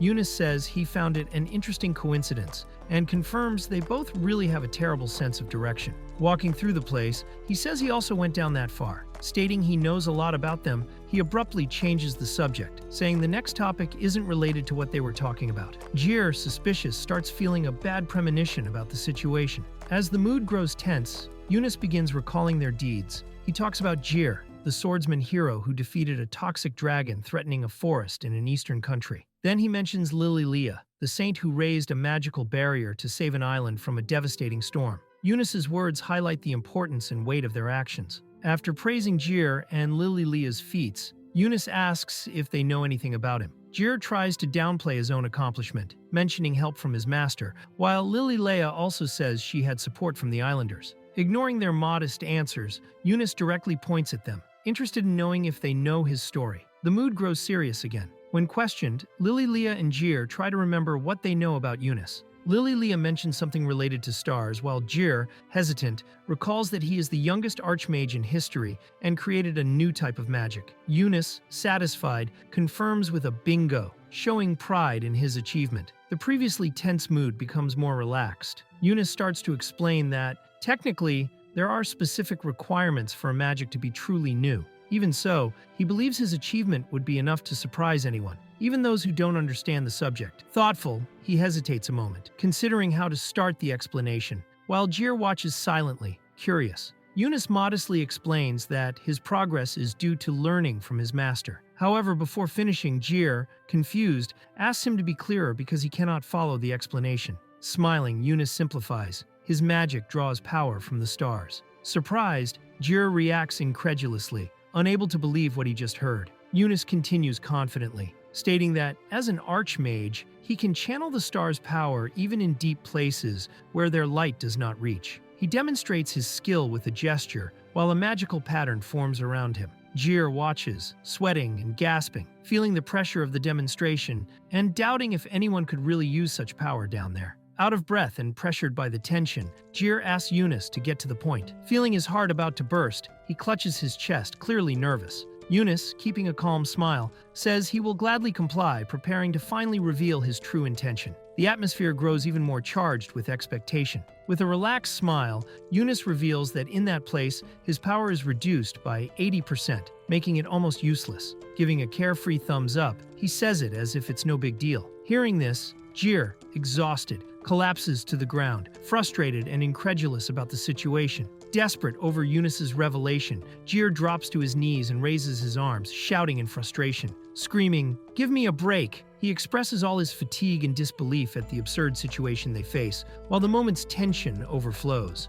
With the situation exposed, the narration ironically describes the group: a swordsman with a terrible sense of direction, an equally lost cleric, and a new mage sharing the same limitation. Ununice, confused, tries to understand Jir's reaction while Leah watches with a mischievous smile. The scene ends with a sarcastic comment. The group forms a true set of idiots. And so the adventure continues, even amid chaos. Talking, Ununice discovers that Jir and Leah had been stuck on that floor for 3 weeks. They say they tried everything to leave, but failed. Observing the situation, Ununice identifies the cause of the problem and starts analyzing it. With a gesture, he activates a spell that reveals something hidden on the ground, impressing him with what he finds. The group advances and encounters a huge, mysterious door. Ununice observes the imposing structure and comments on its size. The trio stops before it, feeling that the real obstacle keeping them trapped on that floor lies there. The tension rises again as they try to figure out how to proceed. The group analyzes the giant door.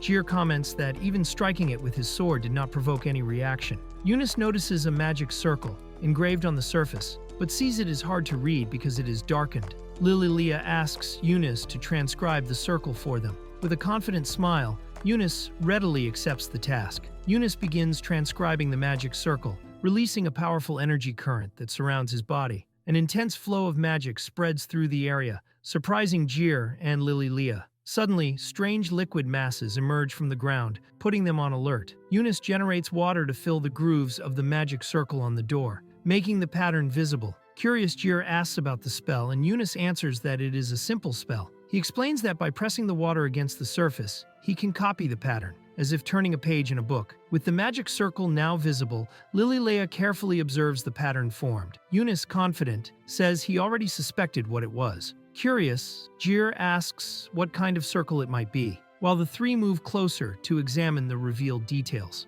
Ununice asks if Leah recognizes the circle. She denies it, but notes that their arrival there does not seem to be a simple coincidence. Attentive, Jir also expresses doubts about the chance nature of the situation. Something bigger seems to be behind the events that led them to that mysterious door. Leah carefully observes the revealed magic circle and is surprised by the clarity of the details. While examining the pattern, the narration reveals that it is an apocryphal circle, linked to an equally apocryphal beast. The group begins to realize they are facing something much more dangerous and unusual than they had imagined. As they analyze the circle, Ununice states that the labyrinth was probably built by someone. Leah notes a connection to the fallen king. Jir, shocked, repeats the idea that someone is behind it all. The revelation makes it clear that the group is involved in a much larger mystery than they had imagined. While the group reflects on the situation, the narration explains that the Rasti religion has scriptures called apocrypha, distinct from the canonical scriptures. These texts are not meant for moral teachings,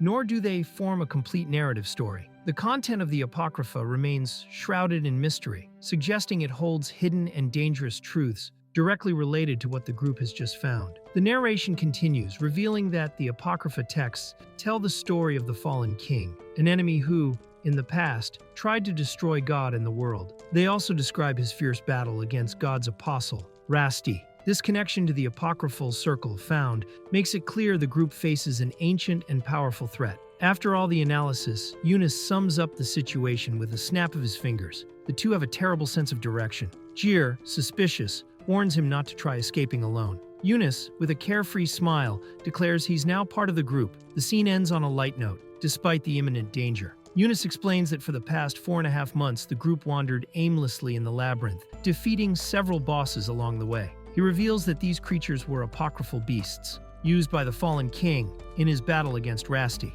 Leah quickly grasps the gravity of the situation, while Jir, confused, cannot follow the complexity of the information. Ununice explains that the apocryphal beasts were incredibly powerful, requiring an entire army to defeat just one, and that the largest could rival the power of a country. Jir reacts skeptically, thinking the story exaggerated, while Leah also seems uncomfortable with the idea. Noticing Jir's distrust, Ununice playfully confronts him, accusing him of thinking it's all a big lie. Ununice reveals that the horse Jir defeated, called Nightmare, was actually a lesser apocryphal beast. The revelation shocks Leah and surprises Jir, who wonders why these creatures are there, since they believed they had been destroyed long ago by the apostle Rasti. Ununice reinforces the mystery, making it clear the presence of these beasts is not normal. Jir questions whether rumors linking the labyrinth to the fallen king and surviving beasts are true. Ununice confirms they are close to the truth, stating that at least there are real traces there. He highlights that the magic circle on the door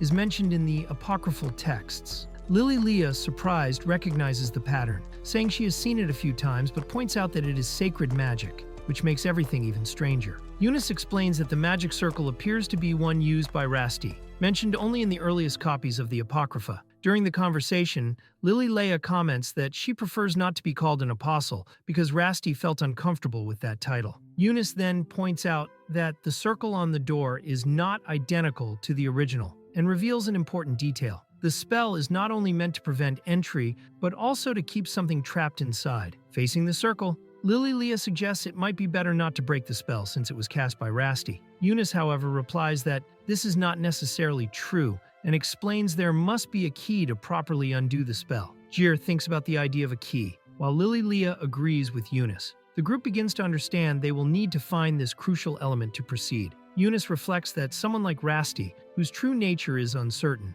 would have the ability to create a perfect magic circle. However, he observes that, despite the circle's complexity, it was designed so it can be broken, but only by a skilled sacred magic user and a magic analyst. He concludes that this is a spell made to be undone, suggesting the very creation of the barrier foresees a way to remove it. Ununice explains that the labyrinth is linked to the fallen king. However, the circle on the door also serves as a control point that allows passage to Rasti or sacred magic users not subordinate to the fallen king. For Ununice, this can only mean one important thing, though he does not yet clearly reveal what. The group listens attentively, aware they are at the center of an ancient and dangerous conflict. After the whole speech, Ununice jokes that, in the end, he has no idea exactly what the circle represents. Jir, irritated, soaks himself in the magic water and decides to sleep, while Leah laughs at the situation. Despite the light tone, she acknowledges Ununice is right. The group still lacks enough clues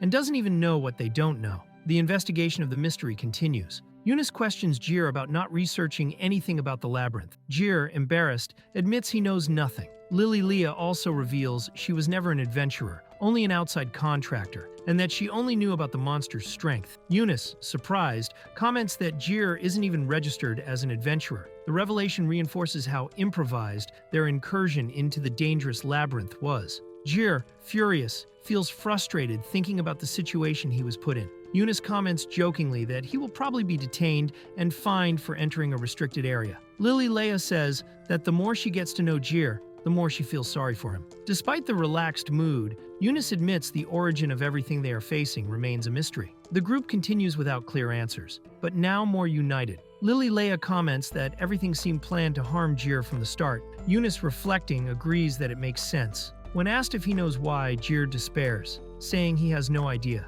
He tries to remember if he did anything that could have caused it but cannot. Ununice then states it's hard to believe Jir is just unlucky, implying there is something more behind the whole situation. Ununice says that both he and Leah may have been thrown into the labyrinth on purpose, but Jir, being a prominent swordsman, certainly was not involved by chance. Jir tries to deny, saying he is not that strong and never defeated his master. Ununice insists that defeating an apocryphal beast alone already places him among the strongest, especially not at full strength because of the broken glasses. Embarrassed, Jir asks them to stop the compliments. Jir insists being called strong is dangerous, fearing it will attract powerful masters wanting to challenge him. Even so, Ununice questions whether someone capable of defeating an apocryphal beast can really be considered just human. He reminds that Jir spent 4 months in the hardest labyrinth, which certainly made him stronger. Embarrassed, Jir ends up admitting he has indeed been fighting a lot and probably got stronger. While Ununice and Leah agree on Jir's strength, he, frustrated, shouts that pride is the enemy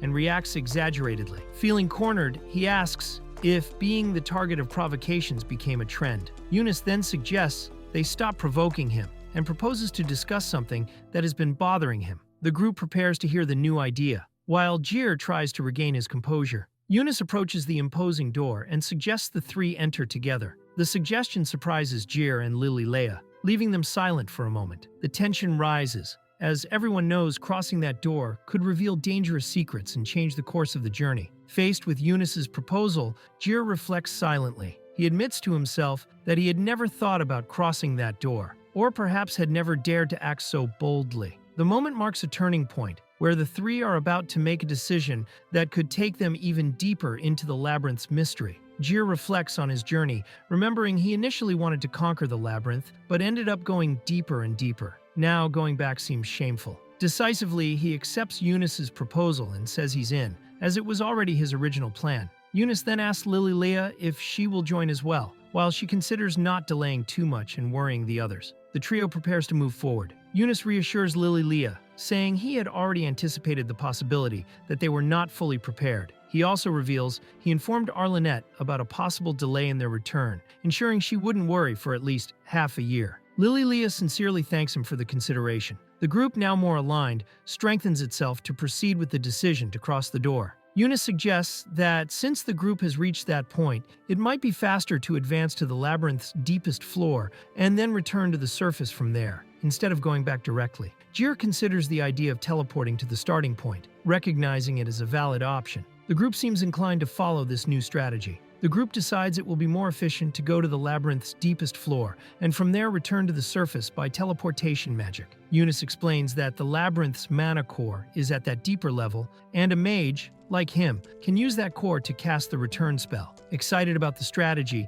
Ununice declares himself fully on board with the plan. Ununice comments that the labyrinth is quite suspicious and that he had already been requested by the 3 old saints to investigate its interior. Since he doesn't know how much time and effort would be needed to reach that depth again, he considers this a rare opportunity, with forces gathered to explore and analyze the place. Thus, he reinforces the importance of taking advantage of the current chance. Jir suggests they handle the situation themselves. Leah reminds that she and Jir managed to get there alone, and says that together they can overcome any challenge. Ununice, excited, states he will now also join the group, believing that with the 3 of them, they will become invincible. Ununice explains that, besides the evil presence felt by the 3 saints, the Mage Federation also made several dark predictions. While exploring the place, he found apocryphal beasts and magic. Feeling that something big is about to happen, Ununice asks the 2 for help to face whatever comes. The 3 prepare to move forward together. Leah thanks Ununice for the rescue and says she looks forward to working with him. Jir also thanks him, acknowledging that without his help they would still be lost in the labyrinth. However, a doubt arises. Who will lead the way now, since all of them have a terrible sense of direction? The three try to decide who will lead by playing rock, paper, scissors. Jir panics, realizing he's at a disadvantage because he can't clearly see what the others chose. Meanwhile, Lily, Leah, and Ununice join the game enthusiastically, not understanding Jir's concern. Jir refuses the idea of deciding who leads by touching the other's hands, fearing he'll be blamed if they take the wrong path. Lily, Leah, and Ununice try to calm him down, but he insists he doesn't want to be responsible for a possible failure after such an important decision. Jir insists he doesn't want to be solely responsible for decisions in the labyrinth, since he was blamed before for getting lost. He proposes they choose together. Ununice, in a relaxed tone, agrees and admits he is also unreliable for that, emphasizing that he is extremely useless in these situations. Jir, still bothered, asks why he was blamed before. After a moment's hesitation, Ununice proposes an unusual solution, that each one goes in a different direction and then returns to the same point, thus avoiding a single person taking all responsibility for choosing the path. Ununice completes his idea. Whoever returns first will be the new guide of the group from then on. Jir is confused and surprised by the sudden proposal. Excited by the crazy idea, Ununice declares it sounds exciting. Without wasting time, he signals the start of the race, shouting, "Ready, set, go." After the race, Ununice returns first with an impressive time, leaving the others worried. Jir arrives second, tired but relieved. Last, Leah comes back exhausted after hours wandering. In the end, Ununice wins the contest, and everyone feels the weight of his superiority in navigating the labyrinth. Leah returns in tears, happy to have come back intact. Ununice, moved, sarcastically applauds, while Jir watches with relief and some frustration. The next day, Jir is criticized by both for being too cautious and unremarkable, though happy everyone returned safely. The door blocking the group's path finally opens with a deep, heavy sound.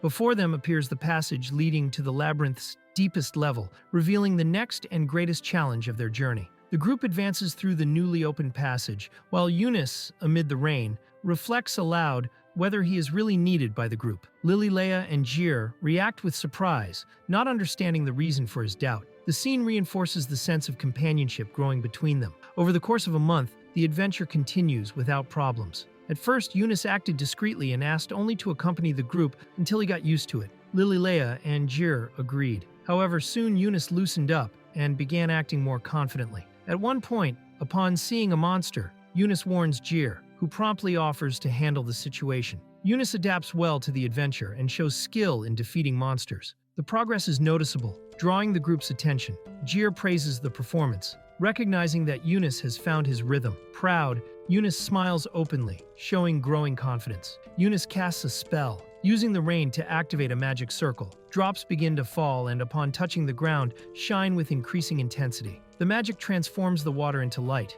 preparing a visual effect and possibly a functional one in the environment. Thanks to Ununice's magic, a barrier of light disguised by the rain repels monsters, creating a safe path. This causes the group not to encounter enemies for days, leaving Jir frustrated for not having the chance to use his sword. Jir, discouraged, vents that he feels useless for not having fought recently. Because of this, Ununice reflects for a moment. While the mood among the group becomes somewhat awkward, the group reflects on the current situation. Since no one has been hurt and Ununice can create similar barriers, Leah realizes her magic hasn't been so necessary. She comments that both use light magic and end up overlapping in the group's role. Jir is confused while Ununice tries to comfort Leah when she becomes upset, realizing her role in the group is diminishing.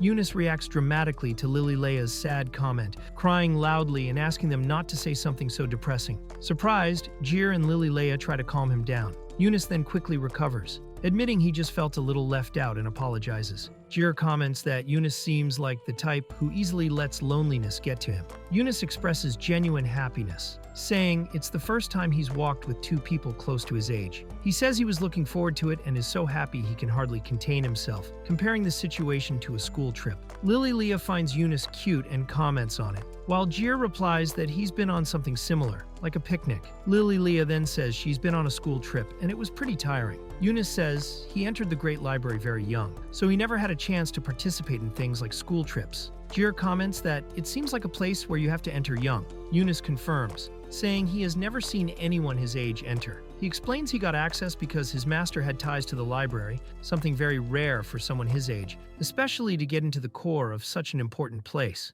Ununice gets very excited realizing this was his first field expedition, which makes Leah equally thrilled. Jir, more cautious, warns them not to let their guard down, reminding them that this was the toughest labyrinth. Meanwhile, the two celebrate by jumping and shouting. Ununice comments that it's impossible not to feel relaxed given the current situation. Jir admits that, despite the warning, he understands the feelings since the group now has triple the combat strength compared to before. Ununice confidently states that their group is the strongest since each of them is the best in their field. For him, it's natural they're progressing well in the labyrinth, and it would be more frightening if they were holding back. He also says that if even they can't overcome the challenge, it would mean humanity hasn't yet reached its peak. Leah, finding the speech exaggerated, calls Ununice narcissistic and long-winded, to which he admits humorously, while she reacts that she already knew that. Leah laughs loudly and comments that the price of their talent is having a terrible sense of direction. Jir tries to defend himself, saying it's not that bad,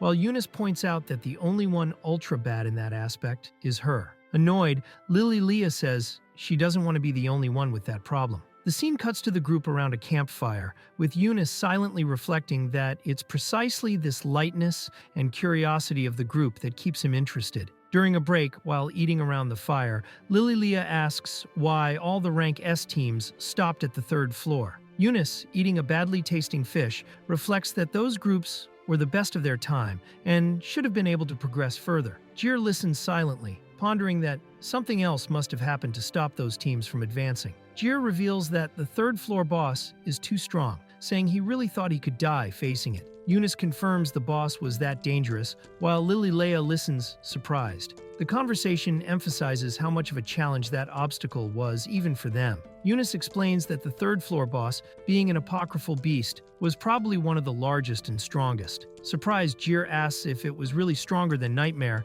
and Ununice confirms. Jir then comments that this differs from what he had heard, but Ununice clarifies that the earlier information was from before the creature's transformation. Jir says the first phase of the third-floor creature was as strong as Nightmare, but what came after was truly horrifying. The scene then shows a flashback of the battle, where the creature enters a monstrous form, much more aggressive and brutal, forcing Jir to fight with all his strength as the creature transformed and advanced overwhelmingly. The third-floor creature reveals its true form, much more terrifying and chaotic. Jir notes that if he hadn't leveled up after defeating the toxic dragon, he certainly wouldn't have been able to win. The fight against this transformed version was much more dangerous than he had imagined. During the conversation around the campfire, Leah comments that she only survived thanks to the experience she had. Jir confirms he's been through the same, but admits he doesn't fully understand the criteria for it. He says many kids often ask if that experience is real, and even when trying to explain, they end up thinking he's lying.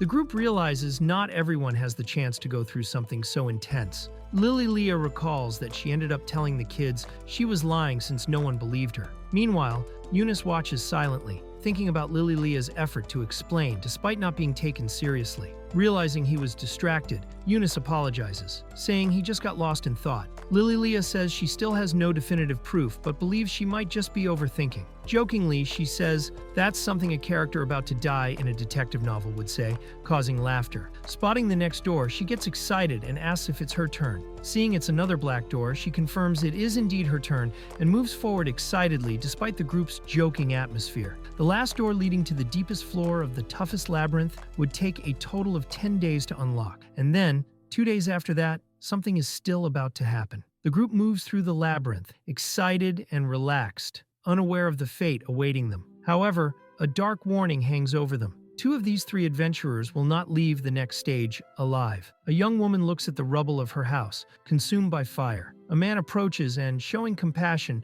offers her a container as help. The girl calmly thanks him, accepting the gesture. The girl says she was working on the night of the fire, and that a holy knight will investigate. The man, intrigued, asks if the events could be connected, revealing that Godak disappeared the same night. The young woman listens attentively. The man explains they searched for Godak, but found no trace. Then he warns Kraa to leave the city immediately, leaving her confused by the sudden alert. Reports indicate that a star archmage was seen entering the ruins. One of the men admits he always found exploring the abyss dangerous, since the group was originally only rank A, promoted by force due to Godak's magic sword. Now, he fears the situation is even more complicated and suspects something bigger behind the events. The man reveals that the group can no longer leave. Since Godak took the magic sword, everyone has become submissive to him. Even if they wanted to, they can't escape the situation. Holland, shaken, says everyone there has something they need to protect and warns Kraa not to become like them. Kraa, understanding the weight of the words, recognizes it's still too early to live suffocated by regrets, but accepts Holland's feeling. An imposing figure appears before the group, staring at them seriously. With a firm look, he demands they reveal all the details about the situation. Holland, visibly tense, lowers his head while Kraa watches silently, surprised by the new person's presence. Holland begins to recall his group's past. At first, Godak wasn't what he had become now, and the group didn't operate as it does currently. Images of old moments arise in his mind, him and his companions together fighting fierce monsters, still with team spirit and purpose. The group, still united and with team spirit, executes a coordinated strategy against a huge monstrous boar. Under one member's command, they attack at the right moment. Meanwhile, the group's mage casts a spell to trap the creature, confident they would win with planning and teamwork. The giant boar charges furiously at the group, but the team responds in a coordinated way. A member with a shield positions himself to block, while others call for Godak, who quickly prepares to act, showing confidence and determination. The strategy continues moving in the heat of the fight. Godak advances precisely, striking a decisive blow at the giant boar's weak point. The attack is accurate and powerful, reflecting the group's perfect timing and strategy. As the enemy falls, the team members celebrate, and one companion's face shows pride, recalling fondly that it had been the best team they ever had. While two men reminisce about the past in a relaxed conversation, images of old moments appear in their minds. One man speaks with conviction, stating his former companion was not the suspicious type. The scene then shows that man from the past sitting calmly with a firm posture, conveying respect. Two women watch silently while one says that man was a good leader. While having coffee, one member starts recalling the group's old days when they were still a rank B team. He says that at that time, most current members had just joined, and many couldn't show their true potential in other groups. That team worked almost like a recovery place for those who had been left behind. He says Godak had a special gift for handling that. But then, the mood changes when they remember the moment Godak supposedly betrayed someone from his own group, leaving everyone doubtful about his motives. The man reflects on the question asked, saying he has no doubt the turning point was when Godak took a certain magic sword. The image of the weapon, dripping and shrouded in mystery, reinforces the weight of that moment. After that, something inside him seemed to change. The scene then shows Godak holding the sword while his companions call him in the background, ready to leave. The narrator watches silently with a worried expression. Godak looks at the magic sword in his hands with a distant gaze, while the others notice something is wrong. One companion comments that since that moment, he had completely changed. The two women observe the situation suspiciously, trying to understand where that sword came from and what it really did to him. One of the women tries to remember where she had heard about that sword and mentions a labyrinth called Deep Depths, located on an intermediate floor and with features similar to ocean depths. She says there was an area full of salt water, which the other confirms. However, they comment that labyrinths are usually not that special, and that magic weapons like that sword would usually only be found in much older ruins. He explains that at that time they believed the magic sword had been left by someone who died inside the labyrinth. In dangerous places like that, it was common to find supplies or weapons abandoned by groups that were defeated or fled. Meanwhile, scenes from the past show the moment they found the sword, unaware of the risks it would bring. They conclude the sword could only have come from someone who died, since no one would abandon such a valuable magic weapon during a retreat. After Godak took the sword, the group's strength increased drastically. With that, they managed to be officially recognized as a rank S team. Everything seemed to be going well, but something in that situation still left doubts in the air. Even with the team doing well, he always felt something strange about Godak since he took the sword. Despite knowing Godak for a long time, he decided to leave the group. He had important people to protect and couldn't take risks. So, before something worse happened, he resigned and stepped away. Despite leaving the group, something still bothered him about Godak's change. When he arrives home, he is greeted joyfully by his family. The atmosphere is light and full of smiles, showing the contrast between past tension and the peace he now seeks with those he loves. Godak observes and praises Holland's family, saying she's amazing. Meanwhile, happy scenes show simple moments around the table, full of laughter and food. Holland hears his name and listens to kind words about the future. He responds with a subtle smile, saying he hopes the same, unaware of what is still to come. Holland confesses he had people he needed to protect, which is why he didn't react when Godak attacked Jir. The woman realizes that was why no one spoke up back then. Fear and personal responsibilities made everyone keep silent. Amid this, a new person tries to interrupt the conversation, but the mood still carries the weight of memories. The girl feels guilty and worried, asking if it's right for him to talk about all this considering the risk to her family. He remains calm, while another woman explains that the Holy Knights have been watching his house for several days. She assures that if Godak shows up, they won't just stand by. Holland notices the movement and comments on the reinforcements, being praised for his attention. While sipping coffee, Holland directly asks what recent incidents have to do with them. The woman with glasses, serious, questions why the church is moving and what the real connection between everything is. The room's mood grows heavier, and she shows she knows more than she says, preparing the ground for an important revelation. During the conversation, the woman reveals that the commanders of the Holy Knights suspect the fallen king is directly linked to recent events. The revelation makes everyone tense, especially Holland, who seems shocked and starts connecting the dots, realizing something much bigger is behind it all. The conversation heats up when one present reacts with disbelief, saying all this is just a fairy tale. He questions how ancient scriptures could be related to current events. The girl also doubts, asking if the fallen king would really be present nowadays. Holland admits that even now he still doesn't have a clear answer, but begins to understand the gravity of the situation and what is at stake. The woman continues explaining that these are not just assumptions. 3 saints had already warned about this, and at the same time,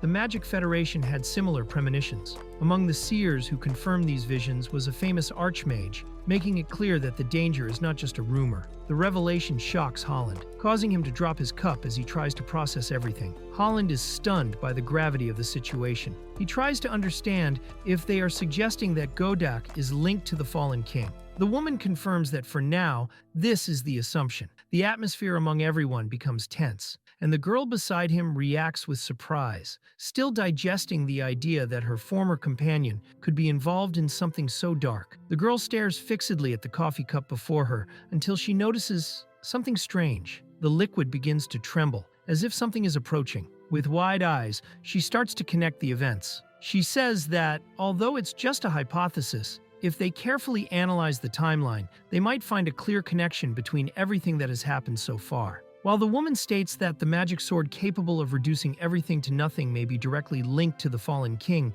a tremor begins to be felt. The coffee cup starts vibrating and spinning with the liquid swirling. The group hears the strange noise and stands up startled, noticing that something serious is about to happen. From above the city, an intense burst of energy is seen cutting across the sky, striking the urban center. Doors burst open with force, and everyone rushes outside, surprised by the noise and the shaking. Holland looks up with a tense expression, sweating, realizing that something very serious is happening. The sky is filled by a huge winged creature, with imposing wings and a threatening presence. One of the characters immediately recognizes the danger and is startled upon realizing what it is. The revealed creature is an instrumental apocryphal beast, something extremely rare and dangerous, confirming that the situation has completely gotten out of control. A mysterious figure easily defeats a monstrous statue with a single direct and powerful blow, breaking the creature brutally. Watching the scene, a woman recognizes the overwhelming strength of the unknown, and with a resigned smile,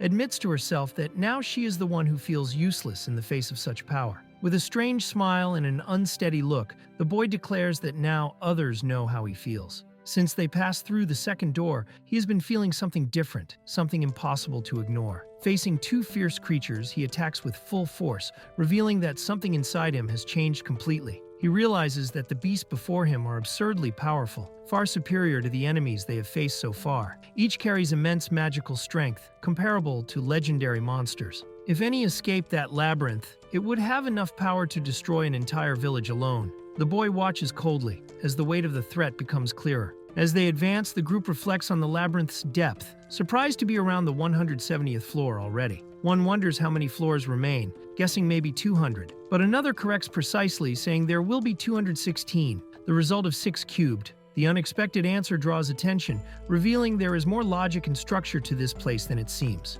The girl looks up and says she thinks they are near the end. The others stare at her silently, and the boy sarcastically comments that it's a convincing argument coming from a saint, even if it's just a guess. The girl tries to explain but ends up embarrassed by the teasing. The boy continues joking, saying her intuition weakens far from the stars, while the other, irritated, angrily rushes at him. After taking a comedic hit, the boy falls to the ground, complaining he feels better at home. He looks at the cave ceiling, exhausted, saying maybe this is really the true experience of a labyrinth. The girl comments on how hard an adventurer's life is, and he agrees, saying he only continues because he's with trustworthy people like them. The other replies sincerely that if it were up to her, she wouldn't want to enter such places often. Watching the group around him, the boy thinks that if he had kept following the original plan with the other adventurers, he probably wouldn't have survived this far. He acknowledges that his previous companions didn't have enough strength to deal with the beasts on that floor. Though he doesn't consider them useless, he admits that as fighters, they wouldn't measure up to the challenge. Staring at the cave ceiling, the boy silently reflects that they only made it so far in that labyrinth because they were together, the three of them. For the first time, he feels maybe all of this really makes some kind of sense. The girl notices he murmurs something and asks, but he brushes it off, saying he was just thinking out loud. The girl comments that Jir talks to himself a lot, and he is surprised, not realizing he did that so often. She and the other companion recall several phrases he said aloud without noticing, making Jir admit embarrassed that it's true. They find this habit somewhat childish, but adorable. The girl, smiling, says she even feels jealous, wishing she had joined this adventure earlier. As they recover, one of the boys comments that he always dreamed of having friends his age. The girl, excited, suggests they exchange letters after they leave, and he agrees, somewhat surprised. She also invites Jir, but he hesitates, saying he will travel again as soon as they leave the labyrinth and might not be able to receive anything. The girl gets annoyed and playfully calls him cold, pointing at him indignantly while the others laugh at the situation. The girl insists that if he writes where he's going next, she can send the letter directly to the city's post office, where he will be. He doubts such a service exists, but she responds confidently with a probably. Then, striking a proud pose, she says her handwriting is so cute it will leave him trembling with emotion. Jir is speechless, covering his face, all red, while she laughs victoriously. One of the boys, with a playful smile, asks if Jir will also write letters to him. He says he will send 7 per week, all in secret code, to make reading more fun. Jir, a little confused, asks why he has to make things so complicated. But in the end, with a slight smile and flushed cheeks, he says he doesn't mind. The girl watches the scene with a joyful look, seeing their bonds strengthen. Before an immense and imposing door, the three pause for a moment. One reflects that the journey so far hasn't been so bad. They are exhausted but with renewed hope. If Lily Leaf's words are right, they are about to leave the labyrinth. Even tired, they agree to proceed carefully, avoiding overconfidence. Each raises a hand in readiness, showing they are together until the end. Before the final door, Jir asks if everyone is ready. With energy and smiles, the two companions answer yes without hesitation. He watches them for a moment and smiles sincerely. After everything, he realizes this adventure, despite everything, wasn't so bad. Compared to the troubled beginning, now he feels he's exactly where he should be. With an excited smile, Jir opens the gates using a playful phrase, confident they are about to complete the journey. But as soon as the doors move, something terrible happens. In an instant, he is hit by a devastating attack. His body begins to disintegrate, as if consumed by pure energy, taking everyone by surprise.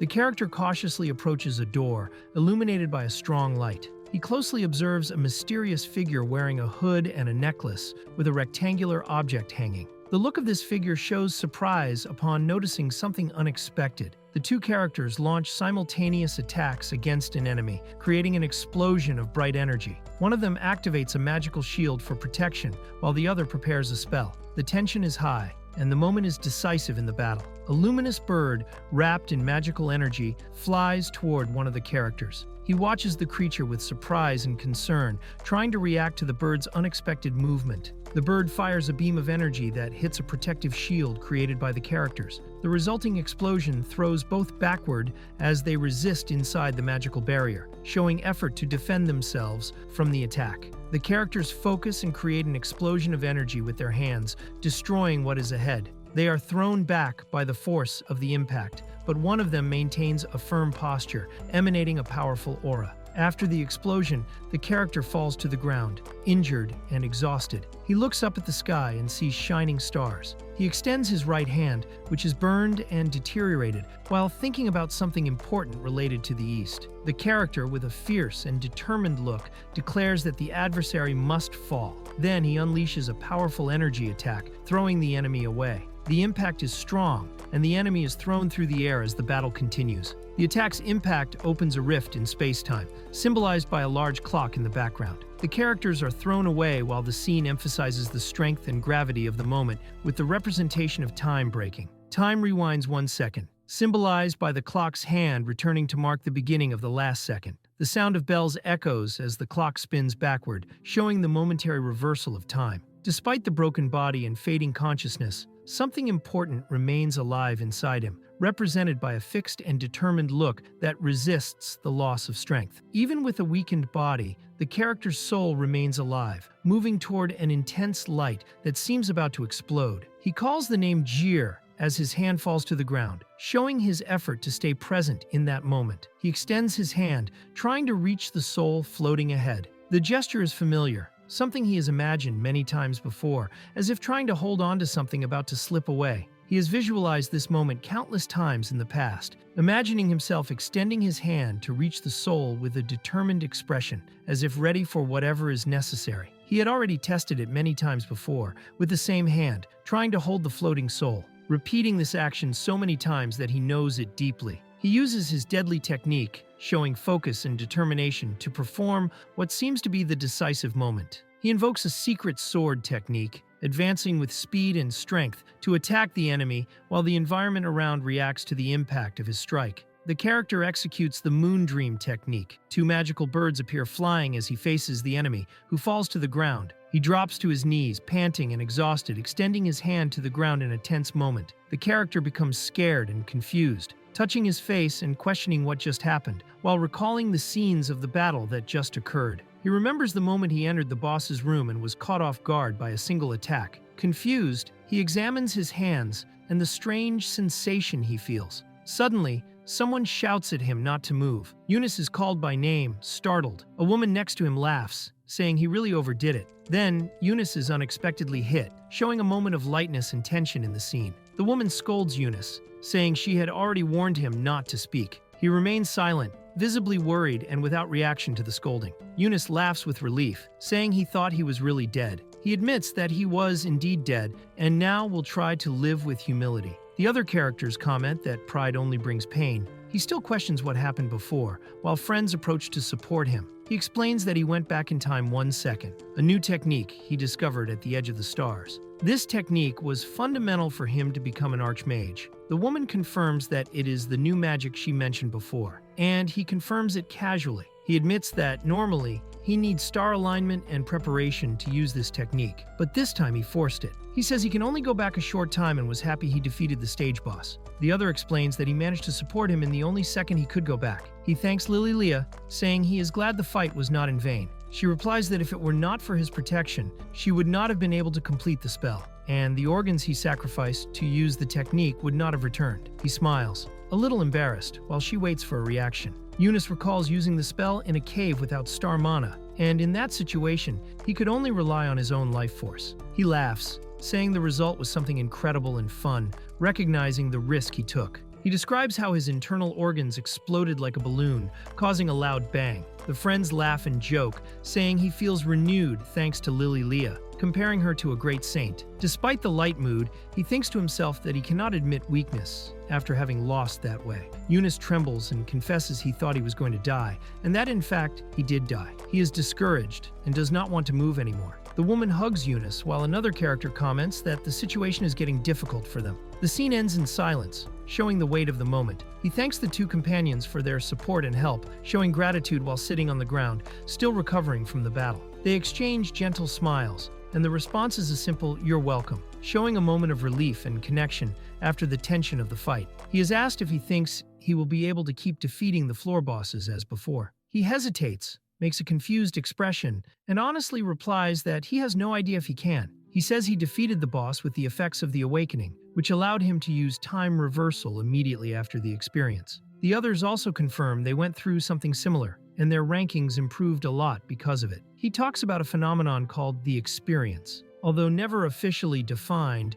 many, like the 3 of them, have heard of it and gone through it several times. He explains that the experience happens when someone overcomes a severe trial, whether a life or death situation or when reaching a deep understanding, like when a mage touches part of the great truth. He explains that in this phenomenon called the experience, the person's abilities increase drastically, allowing unimaginable feats. During this time, they enter a state called awakening. The long-term rank increase is also attributed to this phenomenon, and Jir's unique strike that changed the course of the battle was a result of it. This phenomenon allows extreme and significant growth, elevating those who go through it to a completely different level than before. Although it is still possible to reach this power by normal growth, the required time would be much longer. The experience directly impacts the true abilities of warriors and mages. After this explanation, they decide to return. After the experience, abilities increase, but the effects of the awakening have already disappeared. Even so, he feels at the same power level as his master at the time they fought the toxic dragon.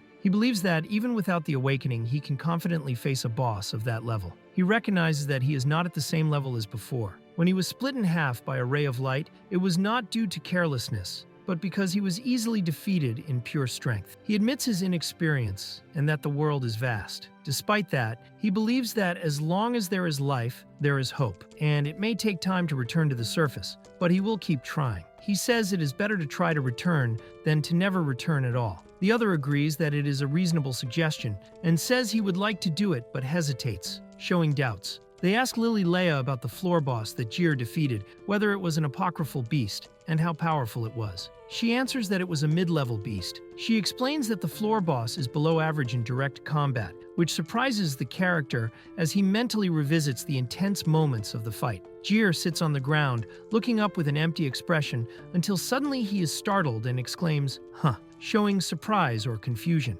They explain that orchestras are a type of bird that attacks in flocks. Although considered lower order, they are difficult to deal with because each is almost equivalent to a low or mid-level apocryphal beast. The real danger lies in the support function these birds provide in group battles. She explains that if they defeat the commander, they can quickly win the group of birds. While the others absorb the information, one of them is confused by the idea of the birds. The conversation soon turns lighter, with jokes about Rasta's personality, leaving Jir even more confused. They discuss the type of creature in the room. Jir questions the absence of instruments, but she confidently affirms it is an orchestra. She explains that apocryphal beasts always have a number on their body indicating the species, and upon checking it is clear it is an orchestra. He accepts that the apocryphal beast that killed him was one of the weaker ones, even if mid-level. Although trying to stay humble, he realizes he still overestimated his own strength. Lily Leah asks if he is depressed and if he is crying, but he denies it, visibly frustrated with himself. Jir reflects on his pride and admits he was pathetically proud. He realizes he needs to accept that and let go of this pride. He recognizes he is not someone who ignores defeat and just gets stronger. He decides to face this moment as a new beginning, accept the situation, make a judgment, and move forward. Jir thinks that even after going through the experience, they might still not handle a bigger apocryphal beast. The others notice his discouragement and try to cheer him up, telling him not to be depressed. He quickly responds, insisting he is not depressed. They decide that, precisely because of this, they should return. If they find a stronger beast, it will be the end for them since the experience does not happen so easily again. The others agree, but notice Jir seems thoughtful and ask if something is bothering him. Ununice reminds Jir that he not only saw the third floor boss die, he himself killed it. Jir confirms with a yes, still surprised by the emphasis of the remark, while Ununice stresses that it was a direct act by him, highlighting the weight of the action. Jir explains that the floor of the boss hall collapsed when Godak threw his magical sword. During the fall, he ended up killing the third floor boss, rather than the boss simply dying after leaving the chamber. Ununice concludes that the boss fell together with Jir and fought him on the way. Jir confirms, still processing the situation. Jir, still nervous, confirms that the third floor boss had a number engraved. He clearly remembers the number 68 inscribed on a wall. Ununice confirms the meaning of that, calling Lily Leah, who also recognizes and confirms the information with a serious tone. Lily Leah explains that the boss Jir defeated is classified as one of the lesser beasts, but at a very high power level, even above the nightmare. She emphasizes that, even being a lower category, its strength was considerable. Ununice then sums up, in other words, Jir, implying that Jir's achievement was far more impressive than he himself imagined. Ununice seriously reveals that the creature Jir defeated was not the true third floor boss. The revelation catches Jir completely off guard, leaving him in shock, not understanding what he really faced. Eunice continues explaining that the deeper you go into the labyrinth, the more powerful the floor bosses become. There are no exceptions to this rule. The amount of mana these bosses accumulate in their bodies also progressively increases with each floor. This means that, even if the difficulty varies depending on the challenger's abilities, the general strength pattern of the bosses is always increasing. Eunice goes on to say that the fact Jir faced an enemy of that level on the 3rd floor is strange. He explains that this is only the tip of a bizarre iceberg. Normally, floor bosses cannot leave their boss chambers, as if there was some rule preventing it. However, in this recent case, this was clearly violated, even though unusual. Eunice comments that the labyrinth is like that, full of irregularities and anomalies. Eunice continues explaining that even mid-level apocryphal beasts follow this rule, meaning they do not leave their boss chambers. He recalls that the orchestra did not attack until Jir opened the door, reinforcing that there is an expected behavior for these monsters. However, he highlights the anomaly. A beast weaker than the orchestra left the chamber and attacked, which should not have happened. This puzzles Eunice, questioning how such a weak monster managed to leave the boss chamber and attack in that way. Eunice continues analyzing, saying the monster probably transformed, revealing its true form. He suggests the simplest hypothesis, that the 3rd floor boss was an apocryphal beast freed from the labyrinth's rules, which would explain its anomalous behavior. However, Eunice also raises another possibility, preparing to explain another point of view, while Jir reacts confused, not fully understanding the reasoning. Eunice continues explaining that the labyrinth's bindings are weakening, which could justify the strange behavior of the monster Jir faced. He mentions that in the apocryphal era, long ago, when the atmosphere was full of mana, there were monsters that existed outside the labyrinths and represented a great threat to humanity. Leah questions whether, even if that were true, today's monsters would not be able to maintain their mana outside the labyrinths. Eunice admits he doesn't know for sure, but stresses that back then monsters acted like feared neighbors of humanity. This comment suggests that the phenomenon they witnessed may be linked to a possible return of those ancient conditions, where monsters could again free themselves from the labyrinth's limitations.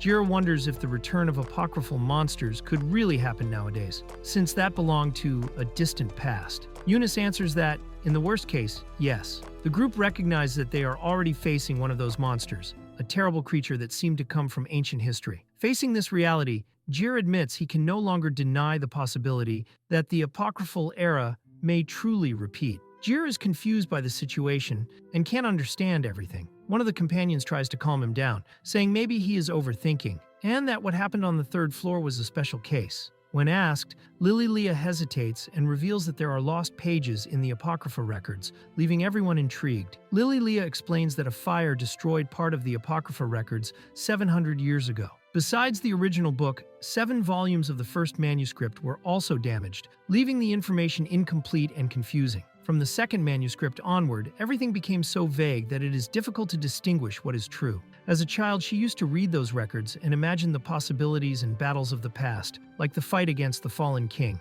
Leah reveals that she discovered the truth. Rasti did not kill the fallen king, only sealed him in that place. The revelation surprises Jir, but Eunice confirms he also suspected that. Eunice explains that the labyrinth is not natural, but a pseudo-labyrinth created by Rasti's structure and the mana of the sealed fallen king. Leah suggests that information about this place may have been intentionally burned in ancient records, raising suspicions about the hidden history of the place. Jir tries to understand the situation and asks if the weakening of the labyrinth's bindings means monsters are trying to escape. Leah, with a serious expression, states that the problem is much worse than that, suggesting a greater and more complex danger. Leah watches with concern the labyrinth's seals, noticing they are about to break. The magical structures that maintained containment begin to fail, signaling that the labyrinth's balance is at great risk. The group reacts in shock upon realizing the labyrinth's seal is about to break. Everyone wonders what will happen if that occurs, fearing the consequences of such an event. Tension rises as the risk they face is now much greater than they imagined. The words reveal an even graver scenario. With the seal's rupture, the apocryphal beasts trapped in the labyrinth's structure, from the mid-level to the most powerful, will be released simultaneously. The imminent danger makes it clear that the situation will not end easily. The apocryphal beasts would be freed on the surface, leading the world to destruction. Moreover, if the fallen king awakens, the world would be flooded with mana, worsening the chaos even more. The girl states that if the seal truly breaks, the current civilization will be destroyed, just as ancient civilizations were. The revelation leaves Jir in shock, understanding the gravity of the situation. Jir, realizing the seriousness, insists they must retreat. He says they can't keep such important information to themselves. He believes they need to leave the labyrinth and warn everyone about what they discovered. He acknowledges they are strong but admits they are not the best, and trying to solve everything alone would be a mistake. The three fall silent, reflecting on Jir's words. The tension in the air is visible. Lily, Leah, and the other companion maintain serious expressions. Jir, still apprehensive, takes a hesitant step, waiting for a response from the two. Before the group, it is revealed that a total solar eclipse is approaching, which worries Jir, who fears time is running out. It is explained that this will be the moment when mana is most concentrated, making it likely the labyrinth's seal will break. Tension rises with uncertainty about what might happen. While discussing the imminent danger, the group considers that someone on the surface might act first. It is revealed that a cathedral in the city seems linked to the labyrinth's seal. It has always been strange why that cathedral is so powerful, and now they suspect it is the key point that keeps the seal functioning from the surface. The group begins to suspect someone might be planning to destroy the cathedral, which would weaken the labyrinth's seal. They consider the possibility of a devotee of the fallen king acting in secret, eliminating threats to ensure the plan's success. The connection with Godak is mentioned, suggesting he could be involved in this dark scheme. After understanding Godak's possible connection to the plan to destroy the seal, the group decides it is time to move forward. Despite the tense atmosphere, they agree they cannot waste more time. One comments that their perception of time is distorted,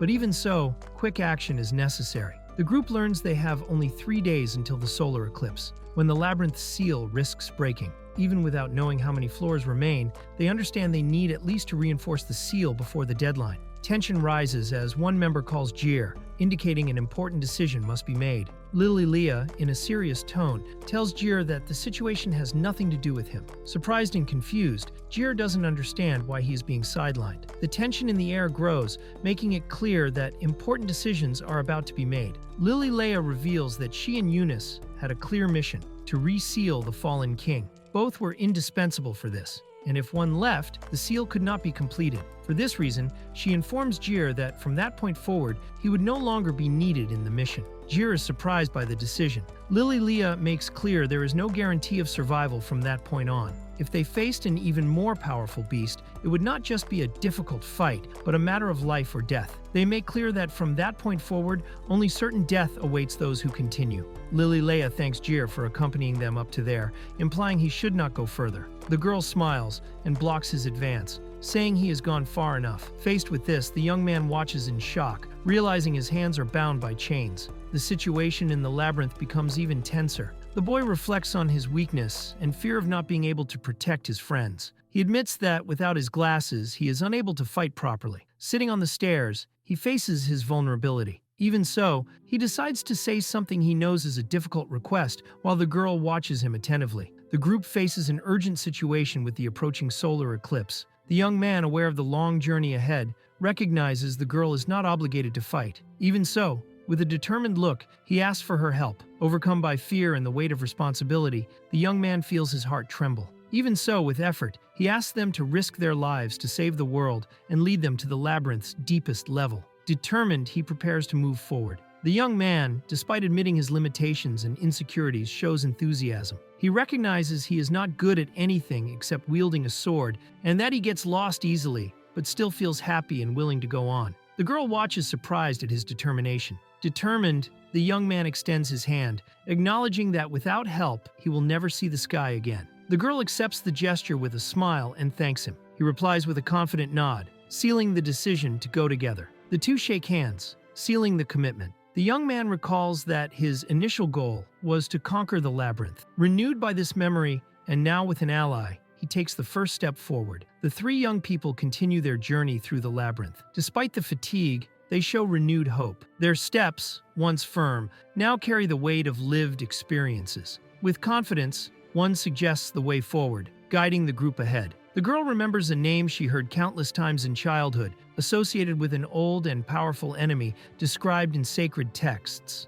Upon recognizing the threat, her eyes fill with astonishment. In the sky, a dark figure appears, revealing itself as a servant of the fallen king. the apocryphal beast appears in the skies, revealing its imposing and threatening form. With a thunderous roar, it attacks the city, destroying everything in its path. The confrontation against the fallen king's servant is about to begin. Faced with the threat in the sky, the young warrior realizes the resurgence of the fallen king is imminent. With no time to hesitate, she decides to act quickly. Urgently, the group runs toward the cathedral to position themselves before it is too late. The city faces imminent destruction. A man orders them to follow Arlinette while he goes in search of his family, promising to find them soon. The situation is critical, and the young woman forces herself to think fast for a solution. Amid the chaos, everyone tries to find a way out. Meanwhile, one of the young people falls into a deep abyss. Desperate, the girl hears a cry for help echoing, increasing the tension of the moment. Determined, the girl stops and decides to act alone. While her allies move forward, she asks them to continue without her. Her heart racing, she prepares to face the danger on her own.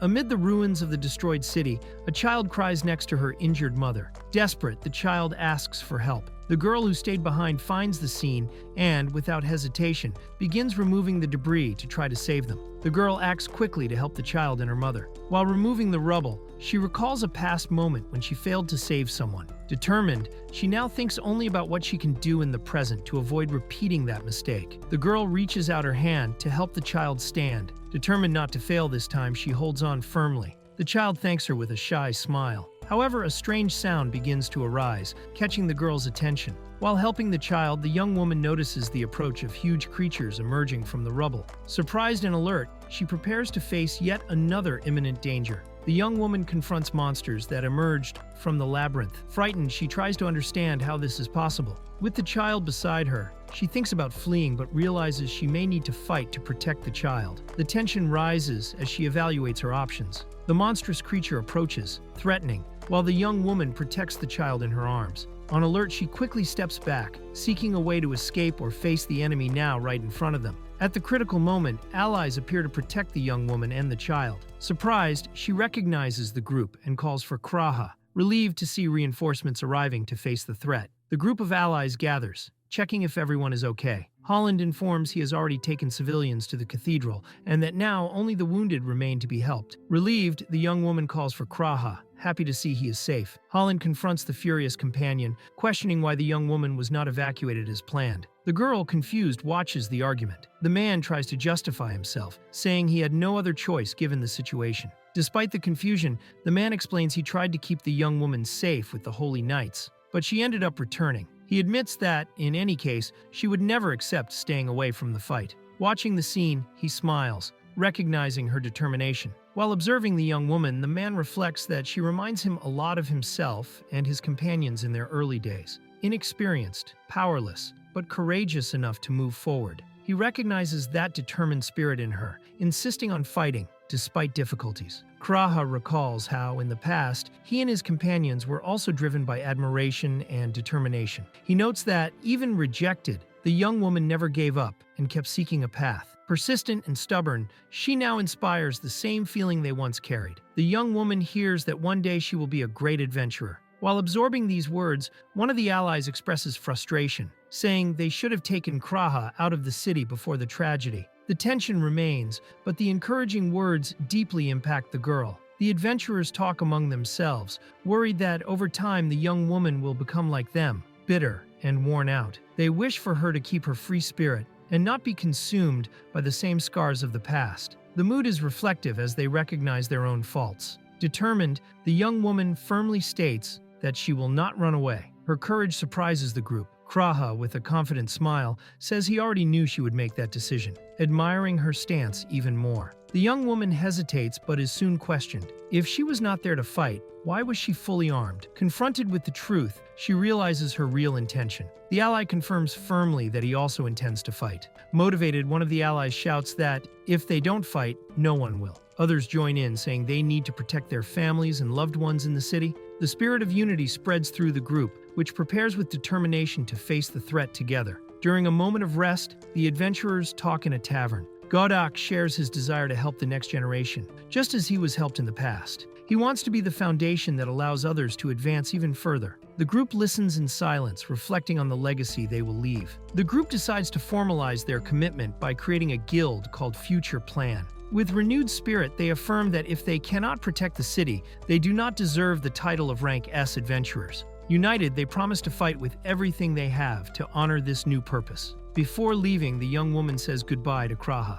asking him not to die. With a determined look, she moves forward while the adventurers begin to mobilize. The decisive battle approaches. While the adventurers prepare, a dark, armed, and imposing figure awakens deep in a cave. His eyes shine intensely. The enemy is also ready to act. The battle in the city begins. The adventurers attack the monsters, while Kraa leads the archers to a strategic position. At the same time, the young woman organized the civilians, asking for calm and guiding them to seek shelter in the cathedral. The resistance mobilizes to defend the city. During the chaos, one of the monsters manages to break through defenses and advances toward the civilians. The young woman acts quickly, throwing a pouch at the creature to try to intercept it. The situation becomes even tenser, requiring immediate action. The pouch thrown by the young woman explodes in a strong flash, a light bomb. The creature is momentarily slowed, but the girl knows this will only hold it back for a short time. The situation remains critical, and she needs to act quickly. The light bomb does its job, giving time for the civilians to escape.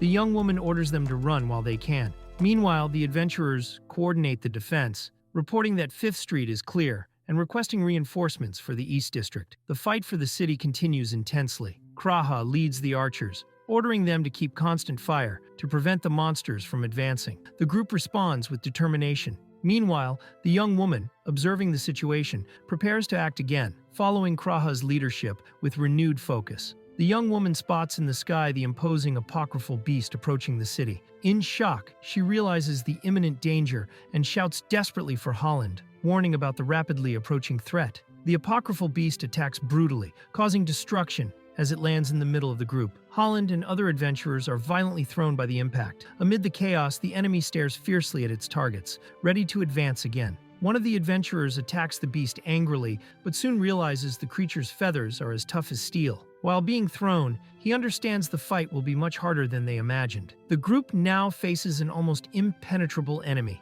Even grabbed by the beast, Holland refuses to let go of his bow and continues fighting with determination. With a firm look and the promise not to give up, he faces the creature head-on, willing to stand firm at any cost. Holland is thrown onto a rooftop, but survives thanks to the young woman's help. After thanking her, he notices a new danger approaching. Alert, he tells Kraa to prepare, as the threat is not over. The group remains on full alert. Holland and Kraa face the huge winged beast that stares closely at them. The tension is immense. Both realize they are face-to-face with death. The atmosphere is pure nervousness as they prepare for the worst. Holland and Kraa continue before the great beast, which now seems interested in them. Holland stays focused, not yet ready to act. Kraa, tense, watches the situation. The creature stares at them as if about to attack. The moment demands caution and calm. Holland gives the signal to act. At the same time, a group of mages activate their spells in unison. A magic circle envelops the great beast, which begins reacting violently as it is restrained. The plan to immobilize it is put into action.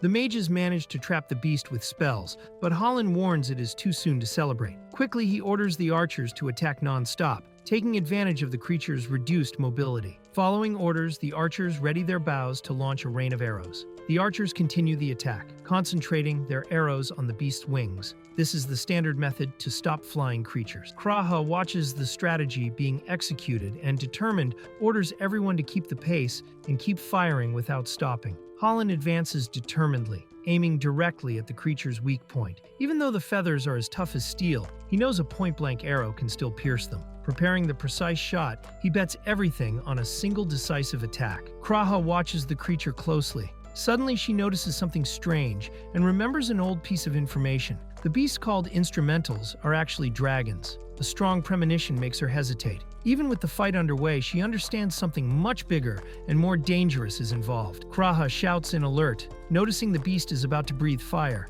Beside her, Holland reacts quickly, ready to protect himself. Flames begin to form in the creature's mouth, raising the danger even more. the beast releases a powerful jet of fire, sweeping everything ahead. Holland faces the approaching flames with no time to escape. Kraa's eyes widen in despair as she sees the imminent danger threatening to engulf her companion. Kraa, with a determined look, spots the creature's weak point. She shouts for Holland to attack while he prepares to shoot. Even amid the fire jet, the two advance together, determined to turn the fight around. Holland, amid the flames, faces the creature with anger and courage. He grits his teeth and moves forward, despite the extreme heat, determined to hit the weak spot. In thought, he criticizes Kraa for exposing herself to danger, but does not hesitate to continue the attack. Kraa, recalling advice, understands that the most important thing in battle is knowing what resources you have. With a swift move, she throws a flammable liquid at the creature. Meanwhile, Holland takes advantage of the opening and leaps forward determinedly, ready to strike at the right moment. While Kraa advances without hesitation, she remembers the teaching. In a team battle, there is always the right moment to use any resource, no matter how simple it seems. With this conviction, she executes her move. Holland, noticing the cue, also acts precisely, both trusting each other to turn the situation in their favor. The monster's fire attack spreads fiercely. Amid the flames, Kraa stays focused. The words in her mind reinforce her determination. Even in an extreme scenario, she must act for herself. The heat is intense, but she does not hesitate, ready to keep fighting. Kraa feels her body burning intensely, but her mind remains firm. While resisting the flames, she recalls the adventure stories that always inspired her. Even amid unbearable pain, she refuses to give up. The memories and desire to live as a true adventurer fuel her determination. Kraa, even surrounded by the dragon's fire breath, keeps her mind focused. The extreme situation awakens in her an old desire to live a moment like those she always read about in adventure stories. While the threat is immense, she recognizes it is also a unique opportunity. In her heart beats the dream of one day becoming someone capable of facing such a crisis. And now, that moment has arrived. While the dragon's fire breath flames envelop the scene, Kraa remembers her old dream of living adventures. Driven by this will, she remains calm and points out the creature's weak spot. Holland, even with his body on fire, aims steadily. At a decisive moment, he prepares a powerful shot with his bow, determined to hit the enemy's vital point. Holland fires his arrow using a powerful technique, King of the Wind. The arrow passes through the flames and hits precisely the dragon's weak point. The impact tears through the creature's body with enormous force, showing Holland's determination to protect the city and his allies. Holland, exhausted and panting, calls for Kraa among the rubble. His eyes search for any sign of life. Seeing a slight movement, he relaxes and states that she is alive. With renewed hope, he extends his hand, ready to help her. A healing mage is called to help Kraa. Holland asks her not to move and to hold on tight until the mage arrives. Exhausted, he sighs with relief upon seeing she is alive. Honestly, he admits he would not have been able to defeat the creature without her help. Holland praises Kraa for the great work. Even weakened, she smiles joyfully. He says she didn't just save the group, but the entire city. Holland asks her to rest and assures they will take care of the rest. With a smile, he promises that when she wakes, she will receive a medal for her bravery. Holland looks at the sky, surprised and alarmed. A huge swarm of winged monsters approaches the city. He can't believe what he sees, realizing the danger is far from over. The group panics seeing the new threat in the sky. One member, desperate, comments that they barely managed to deal with a single monster. Holland, maintaining leadership, acts quickly and orders everyone to evacuate to the cathedral, trying to guarantee the population's safety in the face of the new wave of monsters approaching. The adventurers decide to buy time to allow evacuation. One shouts for Holland to move forward, as the situation now threatens the entire country. Holland hesitates, worried about Kraa, who, weakened, tries to ask him to go. Facing the gravity of the moment, he fights his indecision. Holland runs determined amid the chaos. While shouting in frustration, the adventurers organize themselves to attract the creature's attention, even if only for a few seconds. They give everything they have. The strongest attack, the rest protect the civilians. The situation is desperate, but no one intends to retreat. Holland advances with determination as a warning shout echoes. One of the adventurers notices something unexpected, becoming shocked. Immediately after, a huge explosion fills the sky, surprising everyone. Holland watches in shock as a new enemy appears in the sky, much more powerful than the previous one. He runs desperately, aware he won't arrive in time. Meanwhile, other warriors also perceive the threat, but the situation seems critical. Holland screams furiously and desperately upon realizing the imminent danger. The dark image of the creature stands out as he remembers the wounded companion, too weak to react. The the situation rapidly worsens, leaving the group in a critical position. The winged monsters begin to advance en masse over the city. Holland watches frightened, understanding the severity of the situation. Everyone there is shocked by the quickly approaching new threat. A figure emerges from the sky, wrapped in a cloak. In an agile movement, an armed warrior jumps among the winged monsters, ready to fight. The winged monsters advance in large numbers, diving onto the city amid chaos. In the horizon, an explosion echoes, revealing the impact of the battle. Meanwhile, the wounded warrior thinks of Jir, memories flooding in. In the distance, a mysterious figure observes all with a sinister laugh. The mysterious figure appears floating in the sky, confident, stating they arrived in time. However, he warns that the total eclipse is near dawn, suggesting something even greater and more dangerous is about to happen. The mage floating in the sky summons a vast and complex star map. With a confident gesture, he announces he will show the true power he gained as Archmage of the Stars, the result of countless trials. The atmosphere grows increasingly tense, making clear that a devastating attack is about to be unleashed. The mage activates his ultimate spell, Meteor. A huge magic circle in the sky begins firing numerous meteors toward the city and the winged creatures. The sky is filled with luminous trails as the meteors descend with destructive force. The scene conveys the overwhelming power of the Archmage of the Stars, capable of turning the tide of battle with a single colossal attack. While the city faced chaos, a familiar figure appears before everyone. The saint returns smiling and lively. Despite the delay, she introduces herself with enthusiasm, surprising those present. However, given the critical situation, she quickly heads to the back, leaving the discussion of her journey for later. The tense atmosphere remains as she prepares to act. The saint is informed about the damage and casualties caused by the flying beast's attack. Even without involving herself in strategic matters, she decides to act on her own to resolve the situation. Upon leaving, she draws the attention of people who recognize her and approach seeking help. She responds confidently, preparing to take action. A warrior watches the sky, surprised by the phenomenon forming above the city. A woman, equally shocked, recognizes that the flying beasts are being affected. She prepares to act as the creatures begin to be enveloped by the unfolding spell. The girl kneels before the staff, feeling the weight of the situation. Thinking of the countless injured, she emotionally prepares to act and help as she can. The girl releases a powerful healing spell, causing the people's wounds to disappear instantly. Everyone reacts surprised and emotional seeing a woman, once gravely injured, recover completely. The daughter runs relieved into her mother's arms. The injured begin to recover thanks to the powerful healing spell. Emotional, all celebrate being alive. Meanwhile, Holland watches the scene from above, surprised and relieved by the magic's outcome. The girl realizes her wounds have vanished. Soon after, Holland and she notice a mysterious figure approaching, calmly walking across the rooftop. When turning, the person reveals a relaxed smile and says they got lost. After the hard battle,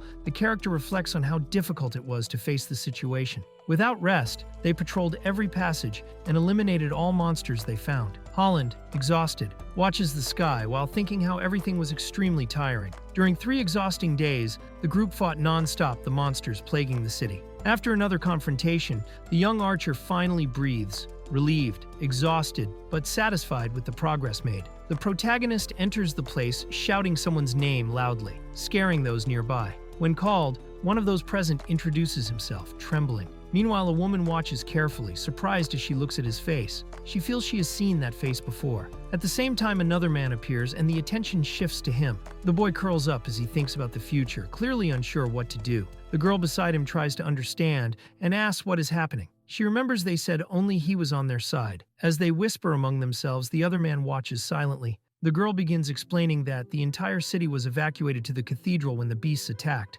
They also helped those who could not escape in time by opening safe routes. The boy remains thoughtful while the girl explains that if they had not arrived in time, everyone would be dead because of the beasts. She comments on the appearance of the apocryphal beasts and asks if they have found their leader. The boy replies he has not seen anything like that, and she suspects the leader will appear with time. She believes the beast's true target is the cathedral. Finally, she asks to be guided there, and Kraa, still a little surprised, agrees. As the group advances, one of the young men asks what they should do next. The boy seems stuck, immersed in confused thoughts, unable to answer. He hesitates, trying to form a sentence, but ends up silent, clearly lost. The other man observes and asks directly if they need help. The boy entrusts a task to the group and moves forward, hearing an enthusiastic confirmation. With the starry sky in the background, they keep watching the city. The girl then points to a large building far away, indicating that as the destination, the The cathedral. The boy watches attentively, trying to confirm if it is indeed the right place.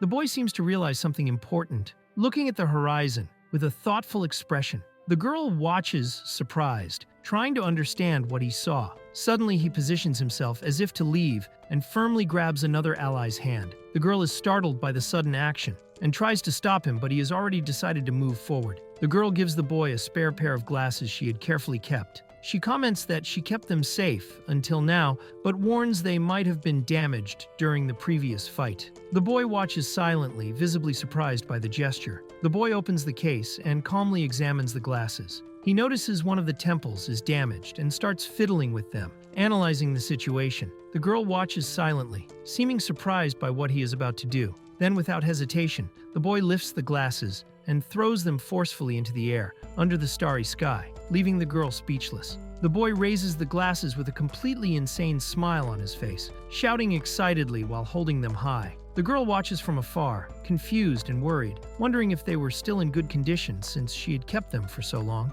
He ignores everything around, overwhelmed by chaotic energy. The boy puts on the glasses and starts pointing excitedly at everything around, shouting that he can see the sky, buildings, stones, and even a dog. He celebrates as if seeing the world for the first time. The girl watches silently, unsure how to react, while he keeps excitedly saying he can now see everything thanks to the glasses. She confirms with a shy yes as he joyfully celebrates under the night sky. The boy adjusts the glasses confidently, saying he can now be more attentive. Then he removes the cloak and covers the girl. Noticing she was cold, she is surprised by the kind gesture and thanks him shyly. He replies with an excited smile, showing a more caring and light side. The boy runs in the wrong direction, excited to go to the cathedral, but the girl quickly corrects him, pointing the right way. Even with the glasses, he remains completely lost. At the cathedral stairs, a woman with a staff watches their arrival and reacts surprised seeing them approach. Upon arriving at the cathedral, the woman comments that Jir's face looks different, and he jokingly replies that it is called wearing glasses. The girl smiles and says the glasses suit him. He confirms excitedly, clearly pleased with the compliment. Soon after, the woman announces she has good news to share with them. The woman reveals that she and Ununice used so much energy to seal the threat and cast area spells that they ran out of mana. Jir, hearing this, reacts ironically, questioning how that can be considered good news. He looks confused as the woman keeps a carefree smile, leaving everyone hanging with the revelation. The boy watches from afar, a figure surrounded by black smoke rising amid the destroyed city. With his hand on the sword's hilt, he hears he will have the chance to face him alone. The tension rises, marking the start of a direct and decisive confrontation. The girl watches frightened as the dark figure approaches wielding an imposing sword. She asks if that is the enemy Jir mentioned. He confirms, recognizing the leader of the beast's presence. Seeing the enemy's weapon, Jir identifies it as an apocryphal magical equipment, making clear the opponent is a real and powerful threat. The girl asks if that power comes from apocryphal equipment, and Jir confirms. He explains it is one of the 13 weapons, known for having been used by the fallen king himself. From the moment the enemy touched that sword, his mind and heart were taken by the fallen king's deep hatred. Now, everything inside him was corrupted. Jir shouts, trying to convince the enemy that the whole plan to resurrect the fallen king is useless. He explains that the abyss has already been sealed again by a saint and an archmage, and that, even if the cathedral is destroyed, the king cannot be revived. Despite the words, he realizes they might no longer be effective. The opponent's mind seems already completely lost. The enemy, even fallen to the ground, still murmurs with difficulty, telling everyone to flee because no one could defeat Vanish. The woman and girl are shocked by the warning. Jir, watching the situation seriously, comments in surprise that he is still conscious, then concludes that this is the resistance level of an S-rank adventurer. The enemy, almost without strength, states that no human could defeat the magical sword he carries. Meanwhile, another warrior appears determined, wielding 2 swords. He recognizes the gravity of the situation and says that is exactly why they called him there. Jir faces the enemy and reveals he knew the truth behind his actions. Even knowing he would not win alone, the enemy used the little willpower and consciousness left to prevent the fallen king's resurrection. He fought the sword's control until the end, acting before it was too late. Jir confronts the enemy, recalling he was sent to the labyrinth to seal the threat. But the opponent, eyes wide and taken by corruption, insists it is impossible, even for him. The weakened but still conscious voice makes clear the despair. The power involved is beyond what anyone can handle. The creature, completely corrupted by the sword, begs, in his last traces of consciousness, for them to flee, saying no one can defeat it. Still, the young warrior stands firm, aware of his inexperience, but determined to fight. He faces the monstrosity before him, holding his sword firmly, ready for the inevitable confrontation. With a determined look and a slight smile on his face, Jir firmly holds his sword and declares he will prove with that blade that the path chosen by his opponent was not in vain. Now, more confident and prepared, he is reborn in the face of danger. The swordsman Jir is back.